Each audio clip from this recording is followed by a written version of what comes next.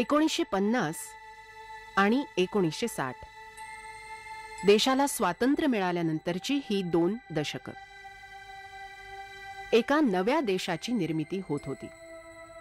नव्या समाजाची, नव्या जाणीवांची निर्मिती होत होती. या 2 दशकात सर्वच क्षेत्रात अत्यंत महत्वाचं आणि पायाभूत काम झालं. नवचैतन्यानी भरलेला, नव्या दिशा उजळून टाकू पाहणारा हा काळ होता. नाट्य क्षेत्रातही अशीच क्रांती घडली आणि ती घडवणाऱ्यात महत्वाचं नाव होतं विजय तेंडुलकर.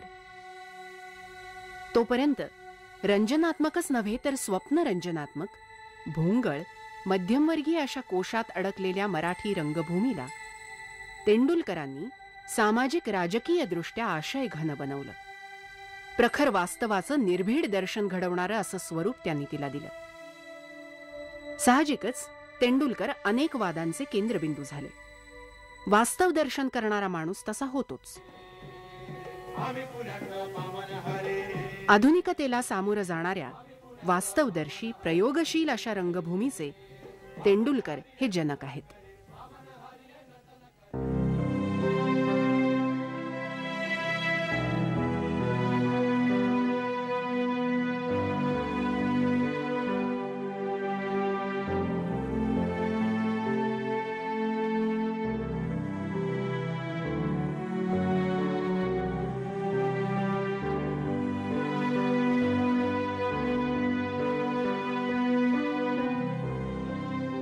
नाटक, एकांकिका, कथा, ललितलेख, चित्रपट संहिता, कादंबरी अशा अनेक अंगांनी त्यांचं लिखाण गेली 5 दशकं आपल्यासमोर आहे. सामान्य माणसांच्या दिवसाला 24 तासच असतात. तेंडुलकरी साहित्याचा गुणात्मक, संख्यात्मक असा कसाही विचार केला तरी तेंडुलकरांच्या दिवसाला 40-50 तास असावेत असं वाटत राहतं. मानवी अस्तित्वाच्या अनेक घटकांपैकी हिंसा, व्हायोलन्स या घटकाचा तेंडुलकरांनी अनेक अंगांनी खोलात जाऊन वेध घेतलेला दिसतो. आजही त्यांचा हा शोध चालू आहे असं जाणवतं. हा शोध मुळातच मराठी संस्कृती विश्वातला आणि मराठी नाट्य विश्वातला एक महत्वाचा शोध आहे. गेली अनेक वर्ष तो चालू आहे. नाटकांमधून घडलेला हा प्रवास आणि त्याचा इतिहास आज तेंडुलकरांना आणि इतर काही संवेदनाशील सहप्रवाशांना कसा दिसतो ते समजून घेण्याचा हा प्रयत्न आहे.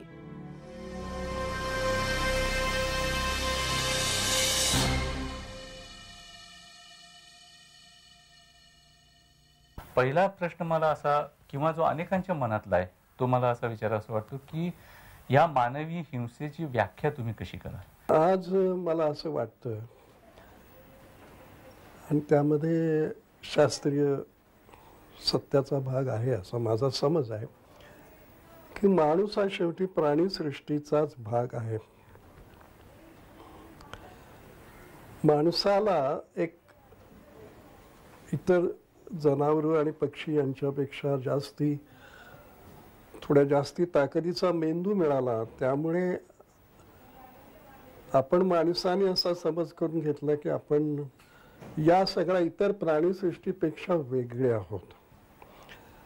पण मला आज असं वाटतं, मी बघतो आहे, वाचतो आहे सगळ्यातून, की आपण वेगळे नाही.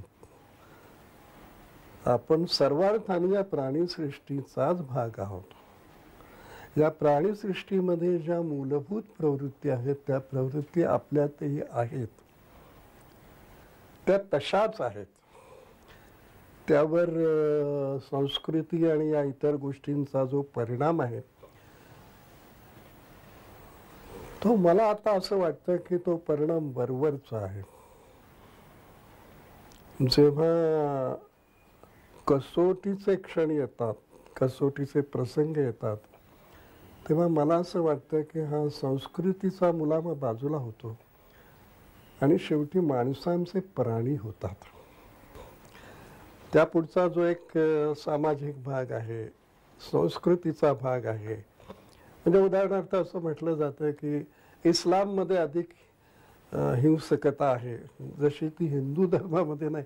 मला असं वाटतं की या चर्चा तपशिलाच्या चर्चा आहेत. तो एवढा मोठा फरक होतो असं मला वाटत नाही. फरक कशानं होतो? एक परिस्थितीच्या दबावाखाली माणूस काय करतो. अनेकदा असं होतं की परिस्थिती इतकी भयावह येते, विपरीत येते, प्रतिकूल येते की जसा प्राणी त्याला रिॲक्ट होईल तसा माणूस होतो. आपण व्यक्तिगत हिंसाचार, सामाजिक हिंसाचार यांचा जेव्हा विचार करतो तेव्हा मुख्य दोन गोष्टी आहेत की हे माणसामध्ये आहे आणि हे आपण घालवू शकलो नाही याचंही काही दुःख करण्याचं कारण नाही आणि हे कधी जाईल असंही मी मानत नाही. हे एका अर्थाने भान येण्याचीच प्रक्रिया थोडी आधुनिकतेशी जोडलेली, आत्ताच्या काळाशी जोडलेली आहे. तिकडं पण आपण पाहत असताना आत्ताचा जो म्हणजे औद्योगिकरणाच्या नंतरचा जो व्हायलन्स आहे त्याची रूपं आधीच्या व्हायलन्सपेक्षा इतकी वेगळी आहेत आणि त्यांच्याकडे पण ती एक पहिल्या महायुद्धापासून म्हणा किंवा त्याच्या थोडी आधीपासून आपल्याला दिसतात. आपल्याकडे 1960 पर्यंत तुम्ही अनेकदा त्या गोष्टीचा व्याख्यानांमध्ये उल्लेख केलेला आहे की एका अर्थाने आशावादी असा समाज होता, स्वप्नामध्ये रमलेला होता, आपली स्वप्न प्रत्यक्षात येतील कधी ना कधी अशा प्रकाराने या हिंसेकडे डोळे झाक करू पाहणारा कदाचित समाज होता. त्या काळी म्हणजे 60 आणि 70च्या दशकामध्ये तुम्ही एक तर महत्त्वाचं घटक म्हणजे तुम्ही इथे मुंबईमध्ये राहत होतात की हिंदुस्थानामध्ये जवळजवळ पहिल्यांदा जी नगरी औद्योगिकरणाला सामोरी गेली, कॉस्मोपॉलिटन जगाला सामोरी गेली, त्यामुळे कुटुंबाचं माणसाचं होणारं विखंडीकरण तुम्ही आजूबाजूला पाहत होतात. तरीसुद्धा लोकांना धक्का वाटाव्या इतक्या आधी तुम्हाला हे काहीतरी दिसलं. तुम्हाला हे कसं आधी दिसलं याबद्दल काही इन्साईट तुम्ही हे करू शकाल का? काय अनेक गोष्टींचा पत्ता मला माझ्यातून लागत गेला.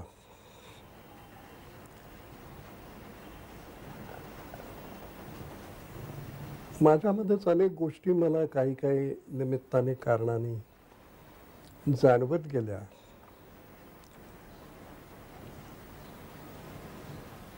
आणि तिथून मला असं वाटतं की मला असं लक्षात आलं की हे अपवादात्मक नाही. मग आपण एक शोधही सुरू करतो, जरा आजूबाजूला एका पद्धतीनं डोळे उघडून बघतो आणि आपल्या लक्षातच येतं की हे आपण समजतो इतकं कमी नाही, पण हे प्रकाशात नाही.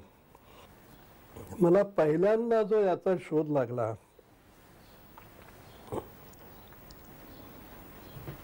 तो गिधाड या नाटकाच्या निमित्तानं लागला. 3 दिवस आणि 3 रात्री त्या नाटकानं मला खाल्ल्यासारखं होतं आणि ते नाटक लिहून संपवलं तेव्हा मी म्हटलंही त्या प्रस्तावनेत मला वाटतं की मुदतीचा ताप उतरल्यासारखं मला वाटलं. आता मलाही कळत नव्हतं की माझ्यामध्ये हे सगळं आलं कुठून. मध्यमवर्गीय अतिशय सुरक्षित आयुष्य, तसा संस्कार, त्यामध्ये काहीही या प्रकारचं क्रायसिस नाही, दुःख नाही, त्रास नाही, काही नाही असा मी. आणि दुसरं माझ्या मनाशी आहे ते बाजूला जाऊन हे नाटक येतं. आता हे नाटक येतं याचं एक कारण माझ्या नोकरीत घडलं होतं ते ऐकायचं मलाच हसू येतं. एक मी याच्यामध्ये असं म्हणेन की गिधाडेमध्ये या हिंसेचा जो प्रत्यय आहे त्याला एक शॉक व्हॅल्यू आहे. कारण मी शॉक्ड होतो. मी हिंसेविषयी आधी कधी अशा अर्थानं लिहिलं नव्हतं आणि त्याचा विचारही केला नव्हता, किंबहुना त्याचा काय मोठा हिंसेनं भरलेला माझा अनुभव होता असंही नाही.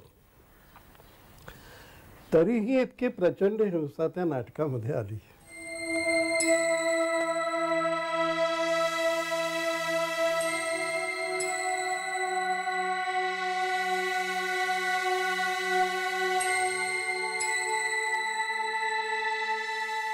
तेंडुलकरांना हे सारं स्वतःतूनच उलगडत गेलं. नागरी समाजात सुप्तपणे दडलेली हिंसा त्यांनी एका अत्यंत संवेदनाशील माणसाच्या अंतःस्फूर्तीने पाहिली. औद्योगिकरण, आधुनिकता अशा गोष्टी देशात वेगाने पसरत होत्या. असा हा बदलता समाज आणि त्यातली हिंसेची रूपं समाजशास्त्रीय दृष्ट्याही तपासून पाहिली तर तेंडुलकरांच्या दृष्टीचं मर्म कळून घ्यायला मदत होते. आपण म्हणाला त्याप्रमाणे आधुनिकतेच्या आगमनापासून पाश्चात्य समाजांमध्ये प्रगतीच्या जोडीला हिंसेचंही प्रमाण उत्तरोत्तर वाढत गेलेलं आहे. पाश्चात्य समाजामध्ये उत्तरोत्तर विकास होत असताना दुसऱ्या बाजूला मूलतः समाज ही एक स्पर्धेवर आधारलेली, असूयेवर आधारलेली अशा रीतीची व्यवस्था असल्या कारणाने हिंसेला एक रूपक मेटॅफर म्हणून सर्वमान्यता आहे. आणि त्याचाही परिणाम प्रत्येक जण स्वार्थ केंद्रित स्वतःचा जास्तीत जास्त लाभ कसा होईल, स्वतः करता जास्तीत जास्त सामाजिक सुविधा कशा प्राप्त होतील ज्याकरता इतरांशी स्पर्धा करतो, झुंजतो, भांडतो आणि वेळ प्रसंगी हिंसेचाही आश्रय घेतो, अशी एकूण तिथलं वातावरण आहे. आपल्यालाही स्वातंत्र्योत्तर काळात ज्या आधुनिकतेचा अपरिहार्यपणे आश्रय घ्यावा लागतोय त्यामुळे त्याच्यात आता आधुनिकतेच्या चौकटीत नांदणारी हिंसा आणि त्याला पोषक असणारी मनोवृत्ती वाढत चाललेली आहे. सामाजिक विकास हा महत्त्वाचा आहे. वैयक्तिक स्वार्थ साधना त्या चौकटीत करायची आहेत हा एक सांस्कृतिक दबाव म्हणा किंवा वृत्ती 47 ते 65च्या कालखंडात जास्त प्रभावी होती. 65 ते 1980 हा कालखंड असा आहे की एका अर्थाने आपण जो विकास साधला त्याचा एक भाग म्हणून आपल्या समाजाला आत्मविश्वास प्राप्त झाला. पण जो काही विकास झाला त्यामुळे आता हळूहळू समाजसेवेला, सामाजिक स्वार्थाला, विकासाला जास्त प्राधान्य द्यायचं ही भूमिका हळूहळू अस्तंगत व्हायला लागली होती. आणि हा एक संमिश्र कालखंड आहे. आणि म्हणून अजूनही एका अर्थाने समाज जीवन म्हणजे हिंसा या रूपकाच्या संदर्भात मान्य नव्हतं. विविध व्यवहार चालू होता असं पण म्हणूया. मी राजकीय पक्षातही काम करत होतो, सेवा दलामध्ये काम करत होतो आणि आम्ही लोकांना जे सांगत होतो त्या काळामध्ये की स्वातंत्र्य कशासाठी, आणि जरी स्वातंत्र्य आलं तरी जो एक समाज होता. आणि माझी अशी कल्पना आहे की खेड्यापाड्यामध्ये सरंजामदारी स्वातंत्र्यानंतरही अतिशय घट्ट झाली. उलट म्हणजे ती काही सुटली नाही किंवा तिनं काही सर्वसामान्य माणसांचा विचार केला किंवा अशा स्वरूपाचं नेतृत्व चढदिशी आलंय असं काही घडलेलं नाही. परंतु एकंदर समाज आपला विशेषतः त्याच्या मनावरचे जे भागवती किंवा वारकरी संस्कार आहेत ना, त्यामुळं असं कधी तो इतका हिंसक आहे असं मला कधी नाही वाटलं. असं अपवादात्मक एखादी घटना शहरामधून खेड्यापाड्यातून घडली असेल, परंतु समाज एवढा हिंसक आहे असं मला कधीच नाही वाटलं. उलट मला आपला समाज हा अधिक उदारमतवादी असंच वाटलेलं होतं. आम्हाला ते जाणवायला लागलं होतं, आमच्यामुळेच जाणवायला लागलं होतं. इनफॅक्ट म्हणजे आम्ही स्वातंत्र्य लढ्यामध्ये भाग घेतलेले वगैरे असं मी म्हणत नाही, स्वातंत्र्य सैनिक वगैरे काही नाही, पण 42चा स्वातंत्र्य लढा पाहिलेला, गांधींचा अहिंसेवरचा जो भर होता तो सुद्धा मला वाटतं त्यांना हे करायचं होतं की समाजाला जास्तीत जास्त सुसंस्कृत कसं करता येईल. आणि म्हणून ते सारखं अहिंसा अहिंसा अहिंसा जे त्यांचं चाललेलं होतं त्याच्यामध्ये. परंतु आम्ही तर फारच लवकर डिसिल्युजन झालो. म्हणजे मी तर असं म्हणतो की आमची पिढी ही गाफील पिढी आहे. ह्याला जर जोडून आपण घेतलं तर नंतरच्या नाटकांमध्ये तुम्ही जास्त कॉन्शियसली या हिंसा हा नाही, एक झालं की हे सगळं मी बघितल्यानंतर माझ्यात हे आलं कुठून. थोडं त्याचं असं एक निमित्त असू शकेल की त्यातली मध्यवर्ती व्यक्तिरेखा आहे त्याचा मूळ सोर्स जो आहे तो माझा मोठा भाऊ होता. पण माझा मोठा भाऊ अल्कोहोलिक झाला होता नंतर. आणि तो अल्कोहोलिक कुठेही तो अनेकदा त्यावेळेला तर दारू बेकायदा होती, तो अशा कुठल्या तरी जॉईंट्सवर जेव्हा पडायचा तेव्हा मला फोन यायचे नोकरीवर मी त्याला तिथून घेऊन पुन्हा घरी पोचवायचं असं माझं काम होतं. ते जे त्या प्रकारचे बेकायदा दारूचे जॉईंट्स होते आणि तिथं ज्या प्रकारची माणसं होती, हे जग मला नवीन होतं. मी इतका सोहळा होतो तोपर्यंत की त्या जगाचं जे सगळं दर्शन मला घडलं होतं ते त्यामध्ये हिंसा हा प्रकार असा मोठा नव्हता. इतर गोष्टी होत्या. माणसाचा आतला जो गाळ ज्याला म्हणतो आपण, तो वर येताना फसफसून असा मी तिथं ऐकला होता, बघितला होता. जे जग माझ्या स्वप्नातही नव्हतं ते एकदम माझ्या अंगावर आल्यासारखं झालं. ते पुढं त्याच्यानंतर मला त्याचा मी शोध घ्यायला लागलो की मग हे आहे, मग आहे, मग कुठं आहे, मग कसं आहे. मग मी माणसांच्या मध्ये जरा बघायला लागलो थोडं खरवडून. आणि विशेषतः ज्याला मराठीमध्ये आपण सोळी माणसं म्हणतो, अति स्वच्छ चारित्र्य, सदाचारी, सात्विक, धार्मिक अशी ती खरवडायला लागलो. मला लक्षात आलं की यांच्यातही आहे. असं एकदा लक्षात आल्यानंतर त्या प्रक्रियेमध्ये पुढच्या नाटकांच्या मध्ये तो विषय मी जसा त्याला स्पर्श केला त्यामध्ये अर्थात वेगळेपणा होता. तू आता 1960 साल म्हटलंस, 55 साधारण 55 सुद्धा नाही, 54 पासून तेंडुलकर आणि मी नव्या पिढीचे लोक म्हणून एकत्र काम करत होतो. मला एकच तुझं आत्ता बोलणं ऐकून वाटतं ते असं की नाट्यक्षेत्र किंवा कुठचीही कला ही प्रोफेसाय नाही करत, रिफ्लेक्ट करते. म्हणजे जे काही आजूबाजूला घडतंय त्या गोष्टींचे सगळे वारे त्या लिखाणावर येतात, कारण आम्ही त्या वाऱ्यांचा एक भाग असतो. तर त्यामुळे प्रोफेसाय वगैरे हा शब्द मी वापरणार नाही. परंतु तेंडुलकरांनी याचं भविष्य वर्तवलं होतं असं म्हणता येत नाही. मला असं वाटतं की हिंसा होती, ती फक्त जाणवण्याचा प्रश्न होता. आणि ते कुणाला जाणवलं पहिल्यांदा असं म्हटलं तर मग तेंडुलकरांचं नाव घेतलंच पाहिजे, कारण त्यांच्या इतकी ती स्पष्टपणे आणि सर्वांगीण रूपाने कुणाला जाणवलेली नव्हती. हा जरूर. मला असं वाटतं की इथे विजय तेंडुलकरांचं त्या बाबतीतली जी व्हिजन आहे, त्या बाबतीत त्यांना जे भविष्यातलं खूप आधी दिसलं ते आपल्याला नाकारता येत नाही. या बाबतीत विजय तेंडुलकर मला असं वाटतं की तत्कालीन सर्जनशील अशा रीतीचे लेखक, कलावंत, दिग्दर्शक यांच्या मानाने तर पुढे होतेच, पण अगदी सामाजिक शास्त्रांच्या अभ्यासकांच्या संदर्भात सुद्धा त्यांनी खूपच दूरचं पाहिलं असं लक्षात येतं.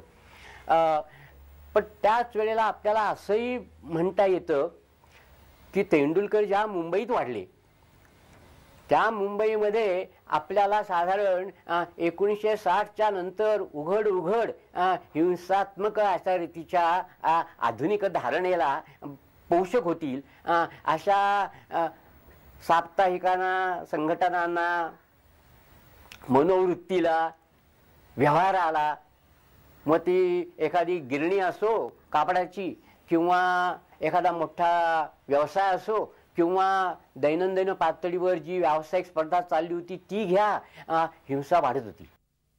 आणि मग असा व्यवहार आणि आता अटळपणे आधुनिकतेच्या भांडवलशाहीच्या पोटात येणारी हिंसा यांचं एक अजब अशा रीतीचं रसायन इथे निर्माण होणार याची त्यांना चाहूल लागलेली दिसते आणि ती त्यांनी मांडली आणि त्याला अर्थातच मर्यादा होत्या.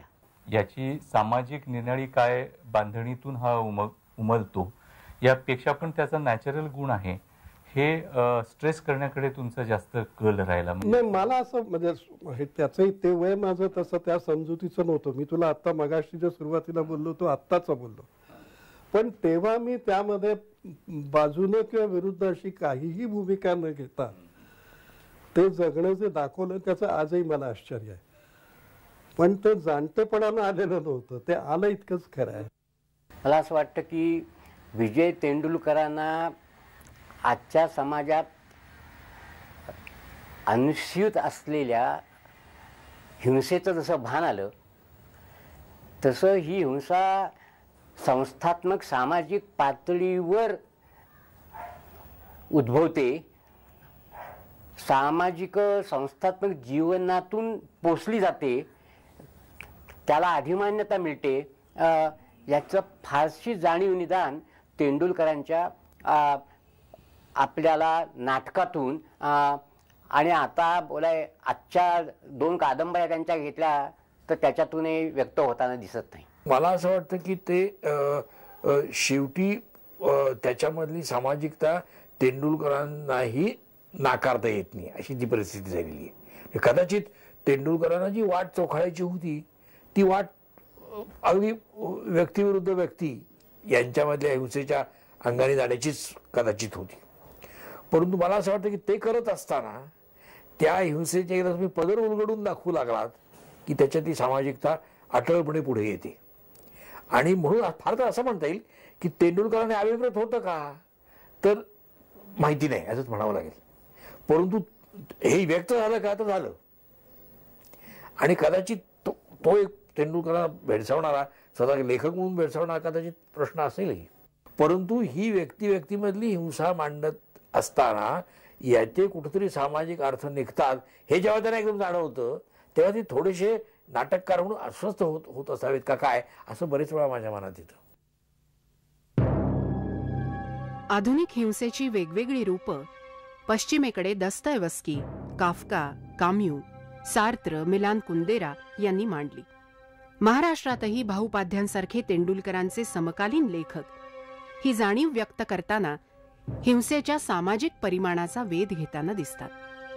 तेंडुलकरांनी हिंसेकडे मुख्यत्वे करून माणसाचा नैसर्गिक गुणधर्म म्हणून पाहण्यावर भर दिला. या तेंडुलकरी दृष्टिकोनाचं वेगळेपण काय होतं? त्यातून कळत नकळत काय प्रकारची सामाजिकता मांडली जात होती?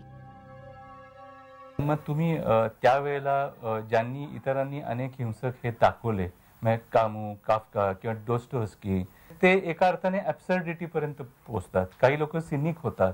तुम्ही जाणीवपूर्वक कुठेतरी आधी थांबलात असं वाटतं. तू जो मला विचारतोयस त्यामध्ये 2 गोष्टी सांगायला पाहिजेत.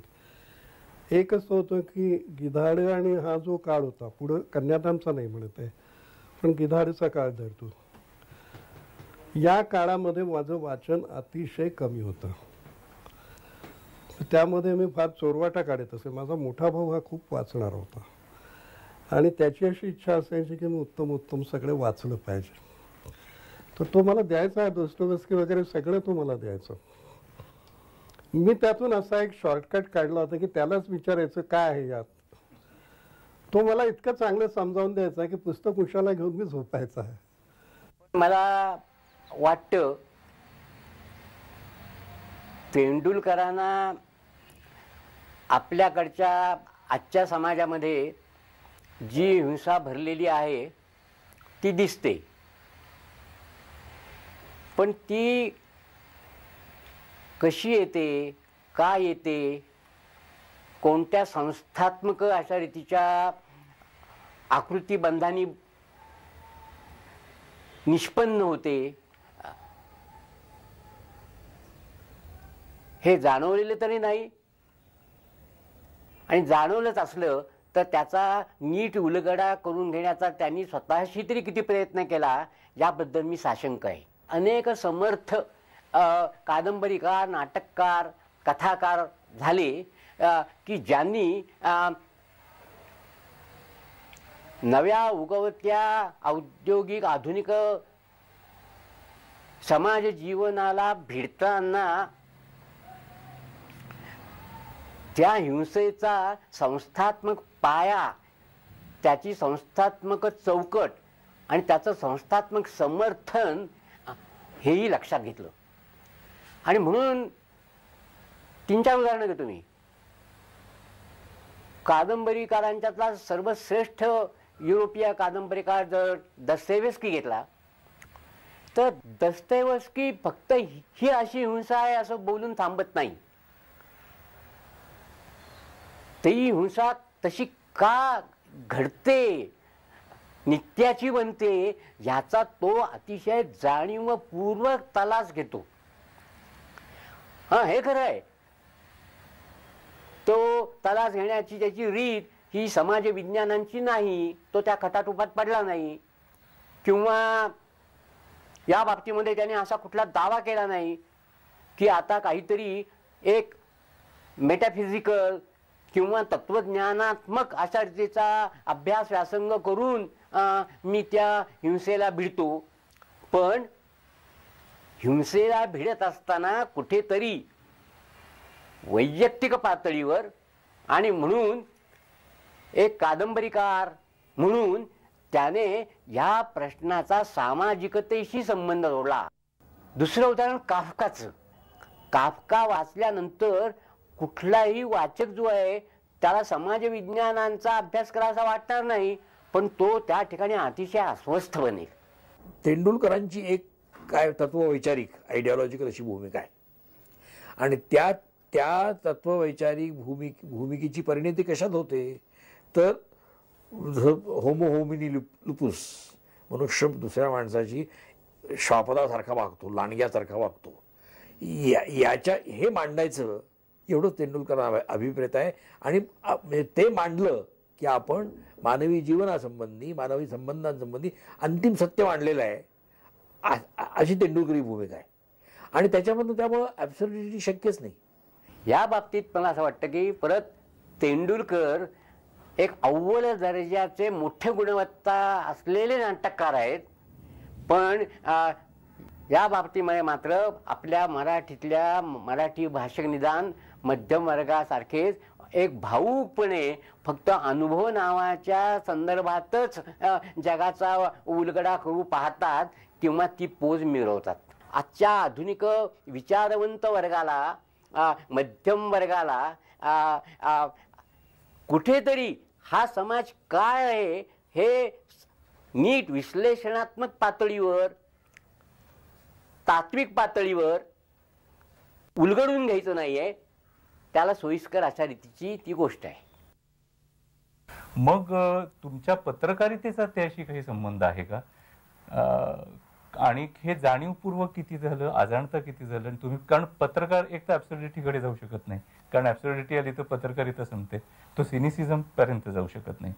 त्याच प्रकाराने पत्रकाराला आपल्याला आतून काही गोष्टी दिसतात याचं एक मोठं भान असतं आणि ते त्याला दिसतच असतात. त्यामुळे एका अर्थाने इंटेलेक्च्युअल प्रोसेसेसकडे, समाज समजून घेण्याचे जे काही इंटेलेक्च्युअल प्रोसेसेस असतील त्याच्याकडे त्याला फार महत्त्व न देण्याचा त्याचा कल असतो. मग पत्रकार असण्याचा काही होता? पत्रकार असण्याचा एक मोठा असा मला फायदा झाला.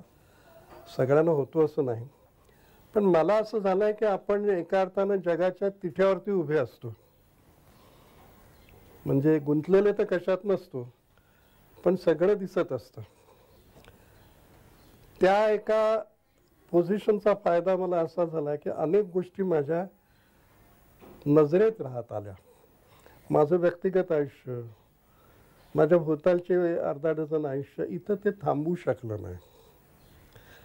या आयुष्याचा अधिक मोठा परीघ जो आहे तो माझ्यावर आदळत होता आणि सुदैवानं मी तो रिपेल केला नाही, परतून लावला नाही, मी तो घेतला. आता तो आत घेतल्यामुळे एक मला नजर घ्यायला लागली की एक तर माझं मी म्हणतोय फक्त माझं नाही,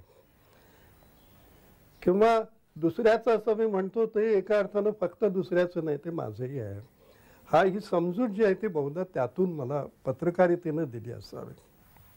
आणि माझ्या मते तेंडुलकर हे मुळातले पत्रकार असल्या कारणाने आणि ती त्यांची पत्रकारिता त्यांच्या माझ्याबरोबर काम करत असताना सुद्धा इतकी उपयोगी पडायची, कारण त्यांना छोट्या स्फुटामध्ये ब्रह्मांड कसं लिहायचं त्याची सवयच होती.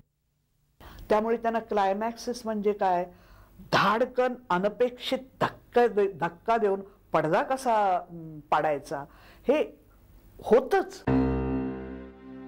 तेंडुलकरांच्या नाटकांपैकी 5 नाटकं गिधाडे, शांतता कोर्ट चालू आहे, कन्यादान, घाशीराम कोतवाल आणि सखाराम बाइंडर ही आपली महत्वाची नाटकं असा उल्लेख तेंडुलकरांनी अनेक वेळा केलाय.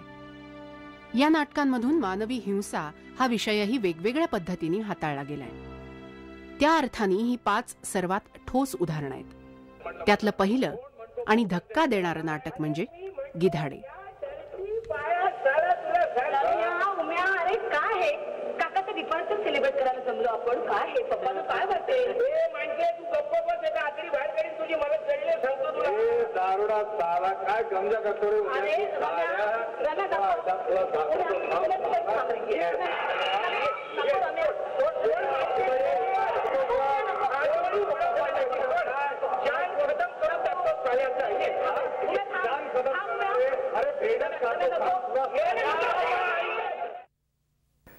गिधाडे या नाटकाकडे मी हे हिंसेचं नाटक म्हणून खरं म्हणजे बघितलंच नाही बरं का. मला असं वाटलं की संस्कृतीच्या अगदी खालच्या तळाला पोचलेली माणसं, हिंसा ही तर नैसर्गिक आहे. आता हे जे हिंसेचं प्रकरण आहे ना, हे प्रकरण संस्कृतीच्या ऱ्हासाचा हा परिणाम आहे असं मला म्हणायचं नाही आहे, परंतु त्या संस्कृतीच्या ऱ्हासामुळे हिंसेकडे पाहण्याचा एक आपला अतिशय बोथट असा ॲटिट्यूड असतो आणि तो या मंडळींचा झालेला आहे, गिधाडांचा. गिधाडे जे काय मला आठवतं की 57-58 मध्ये लिहिलेलं नाटक आहे. 70 मध्ये झालं पण 57-58चं नाटक आहे. आणि त्या काळी म्हणजे पिंटर वगैरे बाकी सगळे जे लिहित होते, तेंडुलकरांची भाषामध्ये जे मेनिसिंग क्वालिटी जे आपण पिंटरशी असोसिएट करतो ते गिधाडेमध्ये even in the quiet moments menace, एक भीती निर्माण करणारा एक तो प्रकार तर होतं. अमेरिका, इंग्लंडमध्ये, युरोपमध्ये, बाकीच्या आपल्याला अशा कितीतरी फिल्म्स, कितीतरी नाटकं, कितीतरी कादंबऱ्या, कथा दिसतात की जिथे फक्त कौटुंबिक चौकटीतली, अगदी कौटुंबिक चौकटीमध्ये सुद्धा अगदी एक नवरा बायको घेतलेत तर त्यांच्याबद्दलच्या हिंसेचं किती भेदक चित्रण आहे. जे जे डोमेस्टिक आहे ते डोमेस्टिक खरं नसतंच. डोमेस्टिक हे एक आपली व्यवहाराची सोय आहे, त्याचं कुठेतरी पब्लिकशी नातं असतं. आपल्याला गिधाडेमध्ये आपल्याला उलट दिसतं की हे जे काही डोमेस्टिक त्यांचं जे आहे त्या डोमेस्टिक त्या ठिकाणी बाहेर काहीतरी पब्लिक आहे याचं तर भान येत नाही आणि समजा नाही आलं तर बिघडत नाही.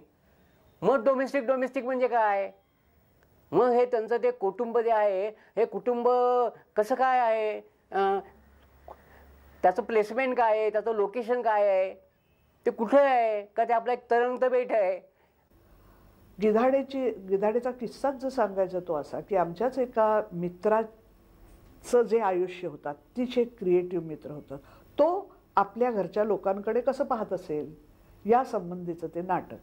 आणि त्यात मृत्यू आहे पण मरण नाही. म्हणजे माणसं जिवंतपणे कशी मरतात, त्यांची भूतं कशी होतात आणि ते भूतासारखे कसे बसतात, या पद्धतीने ते सगळं सुचवायचं होतं. तेंडुलकरांची जेव्हा ते प्रत्यक्ष लिहून आणलं त्यात मला असं वाटलं की शारीरिक हिंसा आणि शाब्दिक हिंसा इतकी जबरदस्त आहे की जिवंत मरण त्यात दिसत नाही आहे. कळलं ना?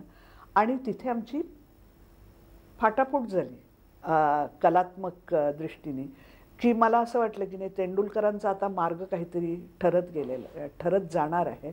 आणि मला शॉक एलिमेंट्सनी विषय टाळला जातो असं नेहमी वाटत आलं होतं. गिधाडेमध्ये मला त्यांनी काय केलं होतं ते पटलं नाही. मला एक असं वाटलं की गिधाडेला जी काही पॉप्युलॅरिटी मिळाली ती पॉप्युलॅरिटी तेंडुलकरांना प्रत्यक्षात जे काही म्हणायचं होतं त्यापेक्षा लाल डाग साडीवर असावा की निळा असावा, सेन्सर बोर्डने त्याच्यावर कात्री लावावी, जबरदस्त शिव्या ज्या मध्यमवर्गीयांनी कधी ऐकल्या नव्हत्या, स्फोट होता तो कुठेतरी. पण तो स्फोट मला जर विचारलं तो त्या विषयाचा होता की ज्या पद्धतीने ते मांडलं गेलं त्याचा होता.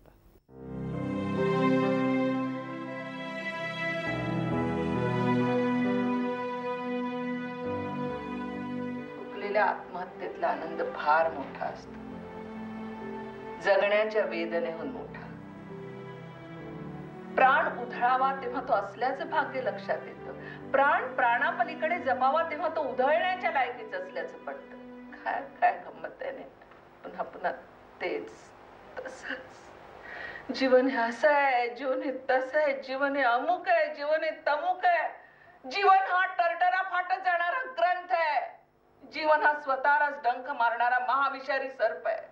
जीवन हा विश्वासघात आहे, प्रतारणा आहे, नशा आहे, रखडपट्टी आहे. जीवन हे काहीच नाही असं काहीतरी आहे, किंवा काहीतरी आहे असं काहीच नाहीये. मिलॉर्ड, जीवन ही एक महाभयंकर गोष्ट आहे. जीवनाला फाशी दिलं पाहिजे. न जीवनो जीवन मरहती. जीवनाची चौकशी करून त्याला नोकरीवरून काढून टाकलं पाहिजे. तुमचं मला अत्यंत आवडणारं नाटक म्हणजे शांतता कोट चालू आहे. ते जर नाटक आपण घेतलं तर त्याच्यामध्ये एक अत्यंत अंतर्गत अशी हिंसा आहे. म्हणजे गिधाडेच्या जवळजवळ संपूर्णपणाने उलट्या प्रकाराने अभिव्यक्त झालेली अशी हिंसा असं आपण त्याला म्हणू. आणि त्याला एक बुर्जवा या औद्योगिकरणानंतरच्या कळप करून एकाला सावध करण्याचा असा अनेक प्रकारचा भाव त्याच्यामध्ये आहे.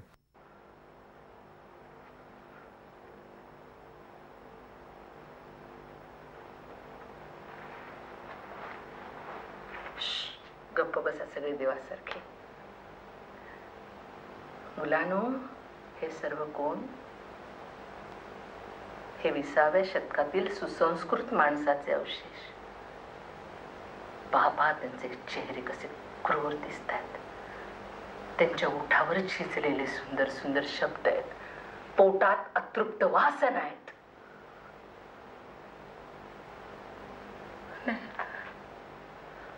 नाही, मला मला मला अशी टाकू नका. मला मला मला त्यांची भीती वाटते. मी मी मी कबूल करते. मी पाप केलं. त्या हिंसेची अतिशय गमतीदार कारण मीमांसा आपल्याला म्हणजे खोलात जाऊन त्याची उकल प्रत्येक प्रेक्षक आपापल्यासाठी करू शकतो. का इथं कळप होतोय, का हिंसा होतीये, काय एक्झॅक्टलीच्या विरोधात आहे. त्या हिंसेची तुम्ही लिहिल्यानंतर तुम्हाला गिधाडेशी कंपॅरिझन करता अथवा तुमच्या मनात असलेल्या निरनिराळ्या गोष्टींची कंपॅरिझन करता. त्यावेळेला काय वाटलं आणि आत्ता काय वाटतं? एक असं आहे की गिधाडेच्या प्रस्तावनेमध्ये मी असं एक वाक्य लिहिलं होतं की या प्रकारचं नाटक मी पुन्हा लिहीन असं मला वाटत नाही. त्यामध्ये गिधाडेतल्या हिंसेचा खरा म्हणजे उल्लेख होता. माझा मीच त्यानं एक जरा हादरलो होतो हे काय आहे. पण मग त्यानंतर एक शोधायची मला अशी सवय जी मी आत्ता मगाशी सांगितली. त्यानं मला जे अनेक शोध लागले त्यामध्ये मध्यमवर्गीय मी जे मग चवळ्या माणसाचं तुला सांगितलं आता एक छोटा भाग त्यातला. पण एकूणच तुमच्या आमच्या आतमध्ये केवढी हिंसा दबलेली असते याचा पत्ता लागल्यानंतर शांतता सारखं नाटक येणे अपरिहार्य होतं. ते आलं. बरं त्याकडे मी काय रागानं लोभानं काहीच बघत नाही. मी ते जसं आहे तसं बघतोय. फार हलक्या हातानं मी ते सगळं दाखवतो असं मला वाटतं. शांतता खरं म्हणजे मिडल क्लास व्हायलन्सबद्दल आहे. आणि ते मिडल क्लासला असं वाटतं की ते व्हायलेंट नाही. आणि खरं म्हणजे माझ्या मते तुम्ही असं म्हणू शकतात की विश्वामध्ये सुद्धा अँटी फासिस्ट प्ले जेवढं शांतता आहे कोणी लिहिलेलं नाही आहे. की व्हायलन्स जे सुप्त व्हायलन्स म्हणा की सुसुप्त व्हायलन्स जे आत आपल्या मिडल क्लासच्या आत आहे त्याचं दर्शन त्यांनी घडवलं. तुमच्या आमच्या आयुष्यात सतत होतं त्याचं प्रत्यक्ष रूपांतरीकरण शांततामध्ये मिळाल्यामुळे ते लोकांच्यापर्यंत जबरदस्त पोचलं. माझ्या मते आपल्यातली हिंसा काय आहे हे शांततामधून तेंडुलकरांनी समाजापर्यंत भिडवलेलं आहे. म्हणजे मला जर कुणीही विचारलं की तेंडुलकरांचं सगळ्यात महत्त्वाचं नाटक कुठचं त्यांना जे काही डिस्कवर करायचं त्याबद्दलचं तर मी शांतता म्हणते.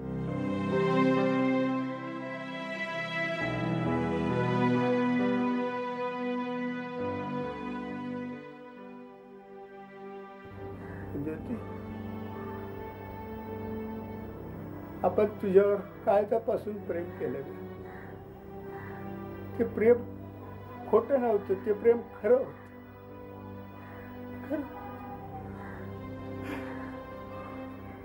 त्या हाताने तुला मारलं तोडून टाकलं पाहिजे. चाले कलम केलं पाहिजे.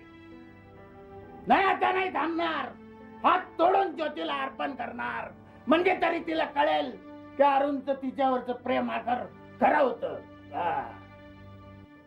शांततामध्ये ज्या पद्धतीनं हे तुमचं समजावून घेणं, म्हणजे ह्या हिंसेची उकल, त्याच्या मागची कारण परंपरा ही ज्या पद्धतीने येते, त्यामध्ये कन्यादानमध्ये हिंसेचं चित्रण अशक्त वाटतं. आता साधी गोष्ट अशी आहे की नाटकाचं तुला एक घडण माहिती आहे, त्याला मर्यादा काही असतात, आउटर लिमिट्स तर असतातच असतात. त्यामध्ये सगळ्या व्यक्तिरेखा या अनेकदा सारख्या महत्त्वाच्या येत नाहीत, असू शकत नाहीत असं नाही. पण कन्यादानमध्ये माझा प्रश्न असा होता की मला ते दलितांच्या विषयी काही म्हणण्यासाठी ते नाटक माझ्या मनाशी आलं नव्हतं.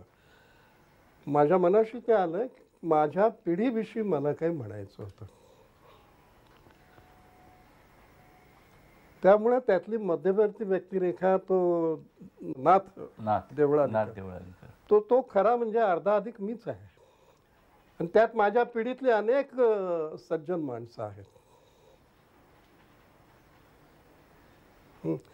मला त्या पिढीचं एका अर्थानं थोडं समीक्षण करायचं होतं. एक मनाशी काही वेळा जो आजही येतो, मला एक राग होता, एक त्रास होता की काय आमचं झालं.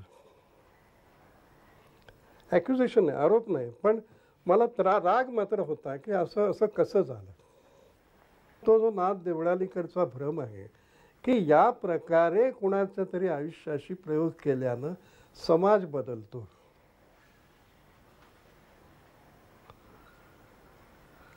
आता इतकी वर्ष सामाजिक कार्यात काढल्यानंतरही हा एक प्रकारचा निष्पापपणा, त्याच्यावर आरोप करण्यासारखा नाहीच आहे. तो निष्पापपणा ज्या माणसाकडे असतो त्या माणसावर माझं लक्ष होतं.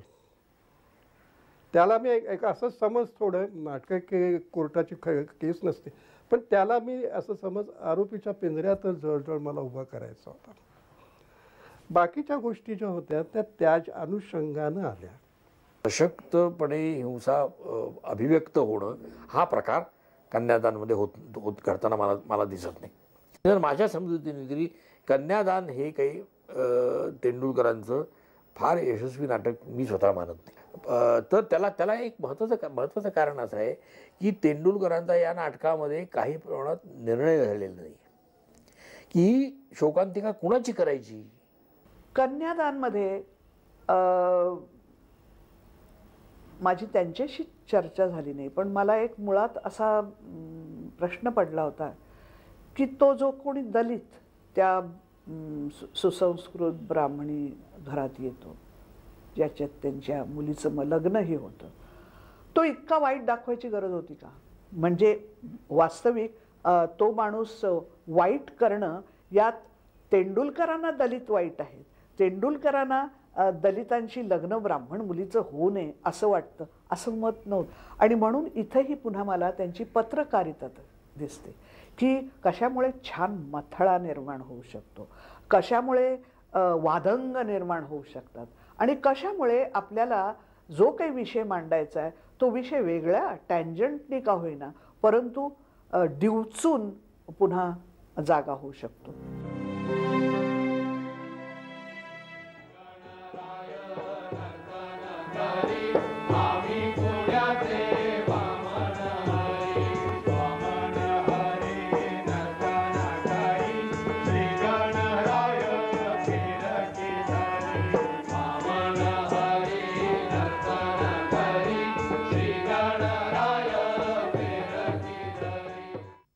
प्रत्येक नाटकाचा एक वेगवेगळा बाज असतो असं तुम्ही म्हणलात. त्यापैकी सर्वात वेगळ्या बाजाचं तुमचं नाटक म्हणजे घाशीराम कोतवाल.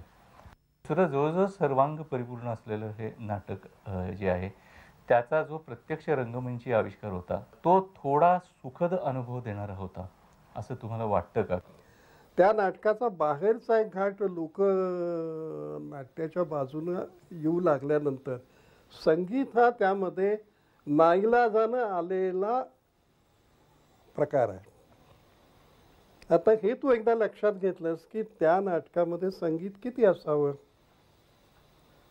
याचं एक प्रमाण माझ्या मनाशी होतं. संगीत असणार होतं जरूर आणि चांगलं संगीत असं, पण एका अर्थानं त्या नाटकाच्या आशयावर कुरघोडी करेल असं संगीत असू नये अशी माझी अपेक्षा होती.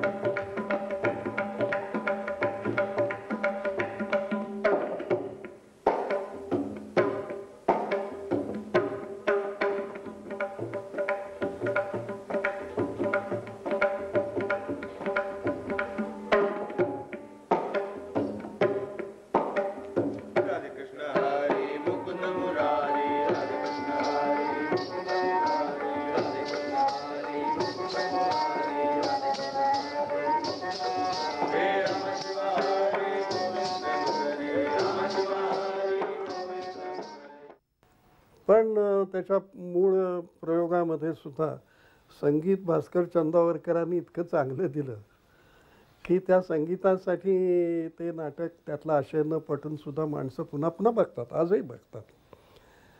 अमेरिकेतल्या प्रयोगाचा उल्लेख मी केला होता. तिथं ऑफ ब्रॉडवेला त्या नाटकाचा जो प्रयोग झाला, भास्कर चंदावरकर पोचू शकले नाही.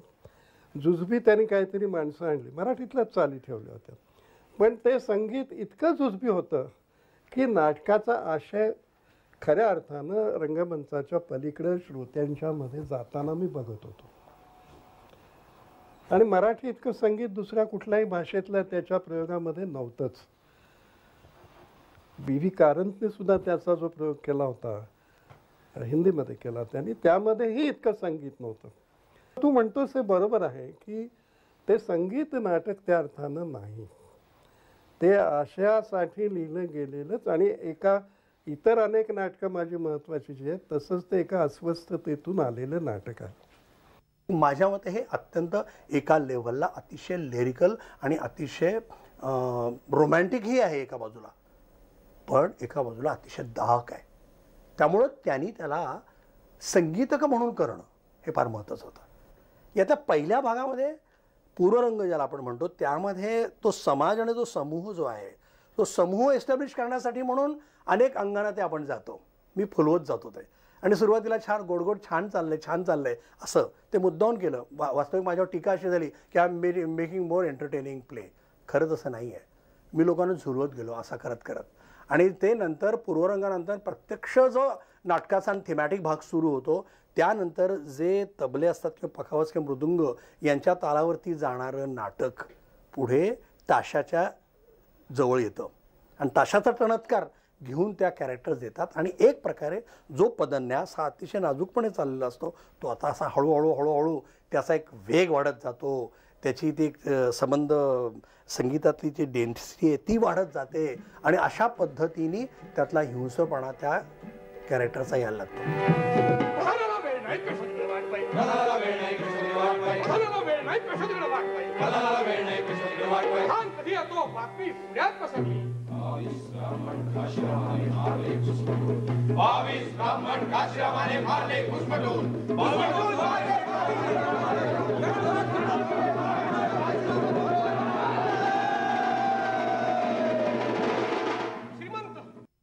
पण तेंडुलकरांनी जो फॉर्म निवडलेला आहे त्या फॉर्ममध्ये मेक बिलीव्ह आहे. या सगळ्या मेक बिलीव्हमध्ये या सगळ्या मॉक ह्याच्यामध्ये सगळं करत असताना सुद्धा ज्या पद्धतीने ते नाटक जातं सगळ्या अंगिक अभिनयानं आणि संगीताच्या आणि कोरिओग्राफीच्या अंगानं, त्यातला सगळ्यात जो क्लायमॅक्स आहे की या राक्षसाचा मृत्यू आहे की ज्या ठिकाणी तो मारला जातो. आपल्या लक्षात येतं की एका फॅसिस्ट व्यवस्थेबद्दलचं तेंडुलकरांचं शेवटचं वाक्य तुला मारायचं आहे. पण हे मरत असताना सुद्धा त्या कॅरेक्टरला तेंडुलकरांनी एक वेगळं काहीतरी एक परिमाण दिलं आहे की म्हणले अरे छा या माणसाचं असं व्हायला नको होतं. हे करताना सुद्धा त्यांनी त्या राक्षसाला त्या घाशीरामला मरताना सुद्धा त्याच्या वेदना या नृत्याच्या द्वारे संगीताच्या द्वारे तुम्ही कसं दाखवाल असं कंसात दिलं. वास्तविक पाहता सगळ्या सुरेल पण आहे, भैरवीचे अतिशय सुरेख स्वर आहेत, तरी सुद्धा मला असं वाटतं की कधी कधी सायलेन्सेसमध्ये सुद्धा हिंसा ही जास्त प्रभावित होते.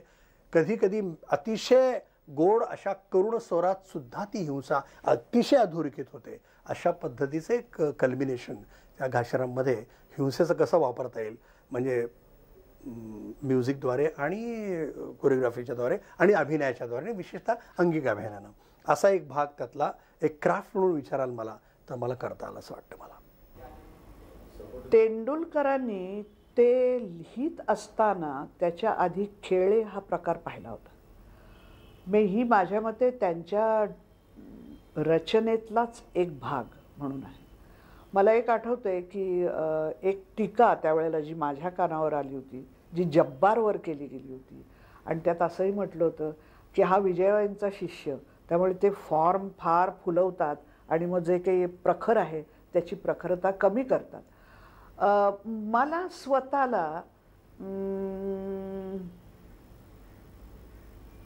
थोडंसं वाटलं याचं कारण पहिलं, आता इतक्या वर्षापूर्वीचं मी आठवून बोलते, परंतु मला असं वाटलं की इतकं संगीत नसतं ना तर बरं झालं असतं. म्हणजे आमचा एक मोहन आगाशे जो सोडला, त्याने अप्रतिम त्यावेळेला केलं होतं, आणि नाना फडणवीसांची जी आवृत्ती तेंडुलकरांना अभिप्रेत होती तसंच केलं होतं.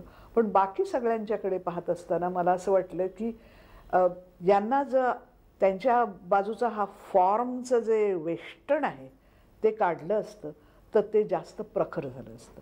मी अलीकडच्या मराठी नाटकामध्ये इतकं सर्वांगीण संपूर्ण सुंदर बसवलेलं नाटक असं काही मला दुसरं सांगता येत नाही. की ते अगदी असं चैत्रगौरीसारखंच ते नाटक तुमच्या समोर येतं, परंतु त्यामुळे तो सर्वस्वी सुखद अनुभव होतो का, तर तसं मात्र मला वाटत नाही.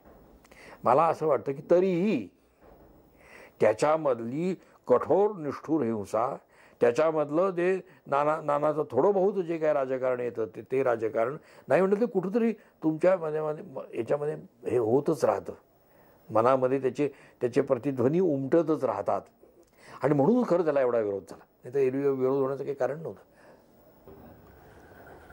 एक नाट्यप्रयोग म्हणून घाशीराम कोतवाल हे पूर्णपणे सुखावणारं नाटक आहे,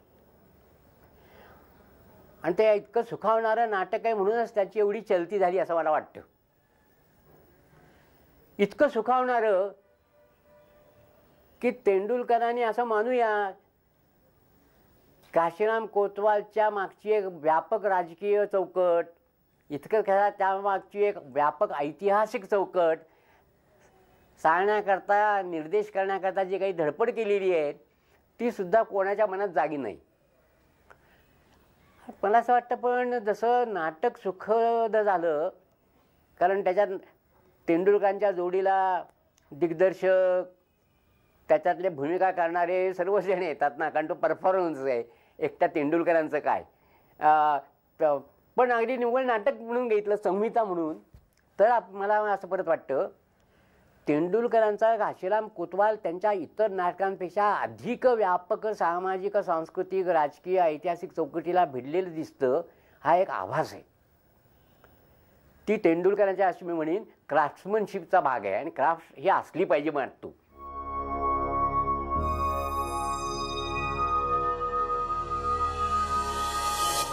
Apart from its style, another feature that set Ghashiram Kotwal apart was the setting of violence against a political background. Many European writers had dealt with violence from an openly political perspective. Even in Maharashtra, there were writers before and after Tendulkar, such as Namdev Dhasal, Narayan Surve, Bhau Padhye, B.S. Mardhekar, Jayavant Dalvi, and in a way, even Bhalachandra Nemade. They showed in different ways how human beings were trapped by society and also the political undercurrents related to it. Sometimes they did this in a covert manner by implication and sometimes openly. But the depiction of political violence in Ghashiram had a completely different texture.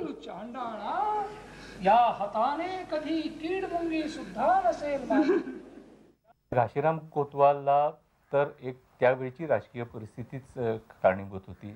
शिवसेनेला ज्या पद्धतीने उदय पाववलं जात होतं असं आपल्याला कदाचित म्हणता येईल.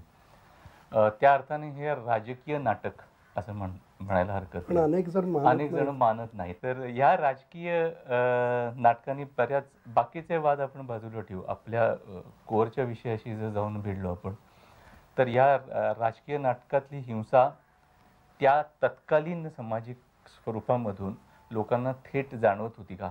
एक तर असं आहे की तू त्या नाटकाच्या हिशोबाती हिंसेचा जो उल्लेख करतो आहेस, मला असं वाटतं की त्यातली हिंसा ही त्या नाटकाच्या इन्सिडेंटला आहे. मला जे दाखवायचं आहे ते नाना आणि घाशीराम हे जे कालातीत संबंध राहत आले आहेत, राजकीय हे जे या दोन व्यक्तींची कालातीतता आहे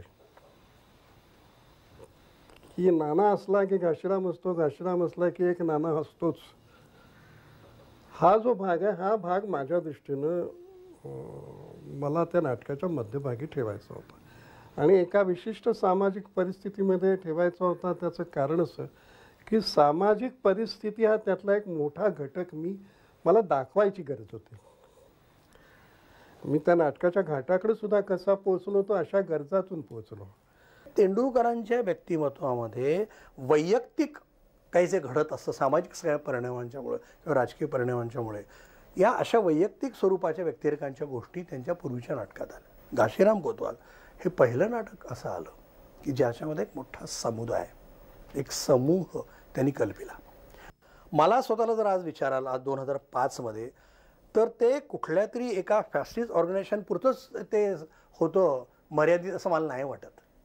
ते जागतिक पातळीवरती, ग्लोबल पातळीवरती अत्यंत महत्त्वाचं सत्य सांगतं आणि ते सांगतं की अशी माणसं निर्माण होतात, अशी परिस्थिती होते. भ्रष्टाचारानं समाज इतका बरबटतो, इतका स्खलनशील, इतका टोकाला जातो की त्याच्यामध्ये एखादा मनुष्य असा उभा राहतो आणि तो राक्षस होतो. त्यातलं क्रौर्याची रूपं किंवा हिंसेची जेव्हा मी रूपं म्हणतो तेव्हा ती दहशत या अर्थाने, म्हणजे राजकारणातली राजकीय स्वरूपातली जी अनेक निर्णाळी हत्यारं राजकारणी वापरून घेत असतात, त्याच्यापैकी दहशत ही क्रौर्यातून किंवा हिंसेतून जी उद्भवणारी हे आहे आणि ज्याची आत्ताची झालेली रूपं ही जगाला भेडसावून टाकणारी आहेत. एवढंच नव्हे तर राजकारणाला संपूर्णपणाने वेगळे रंग प्रदान करणारी आहेत. माणसांनी डिसेन्सिटाइज्ड होणं ही जी वेगळी रूपं आता त्यातून उमगलेली आहेत, परत ती तुम्ही कारण तुम्ही त्या नाटकामध्ये जे दाखवलं तो एक करप्ट समाज होता आणि त्या एका करप्ट समाजातून उद्भवलेले हे दोघं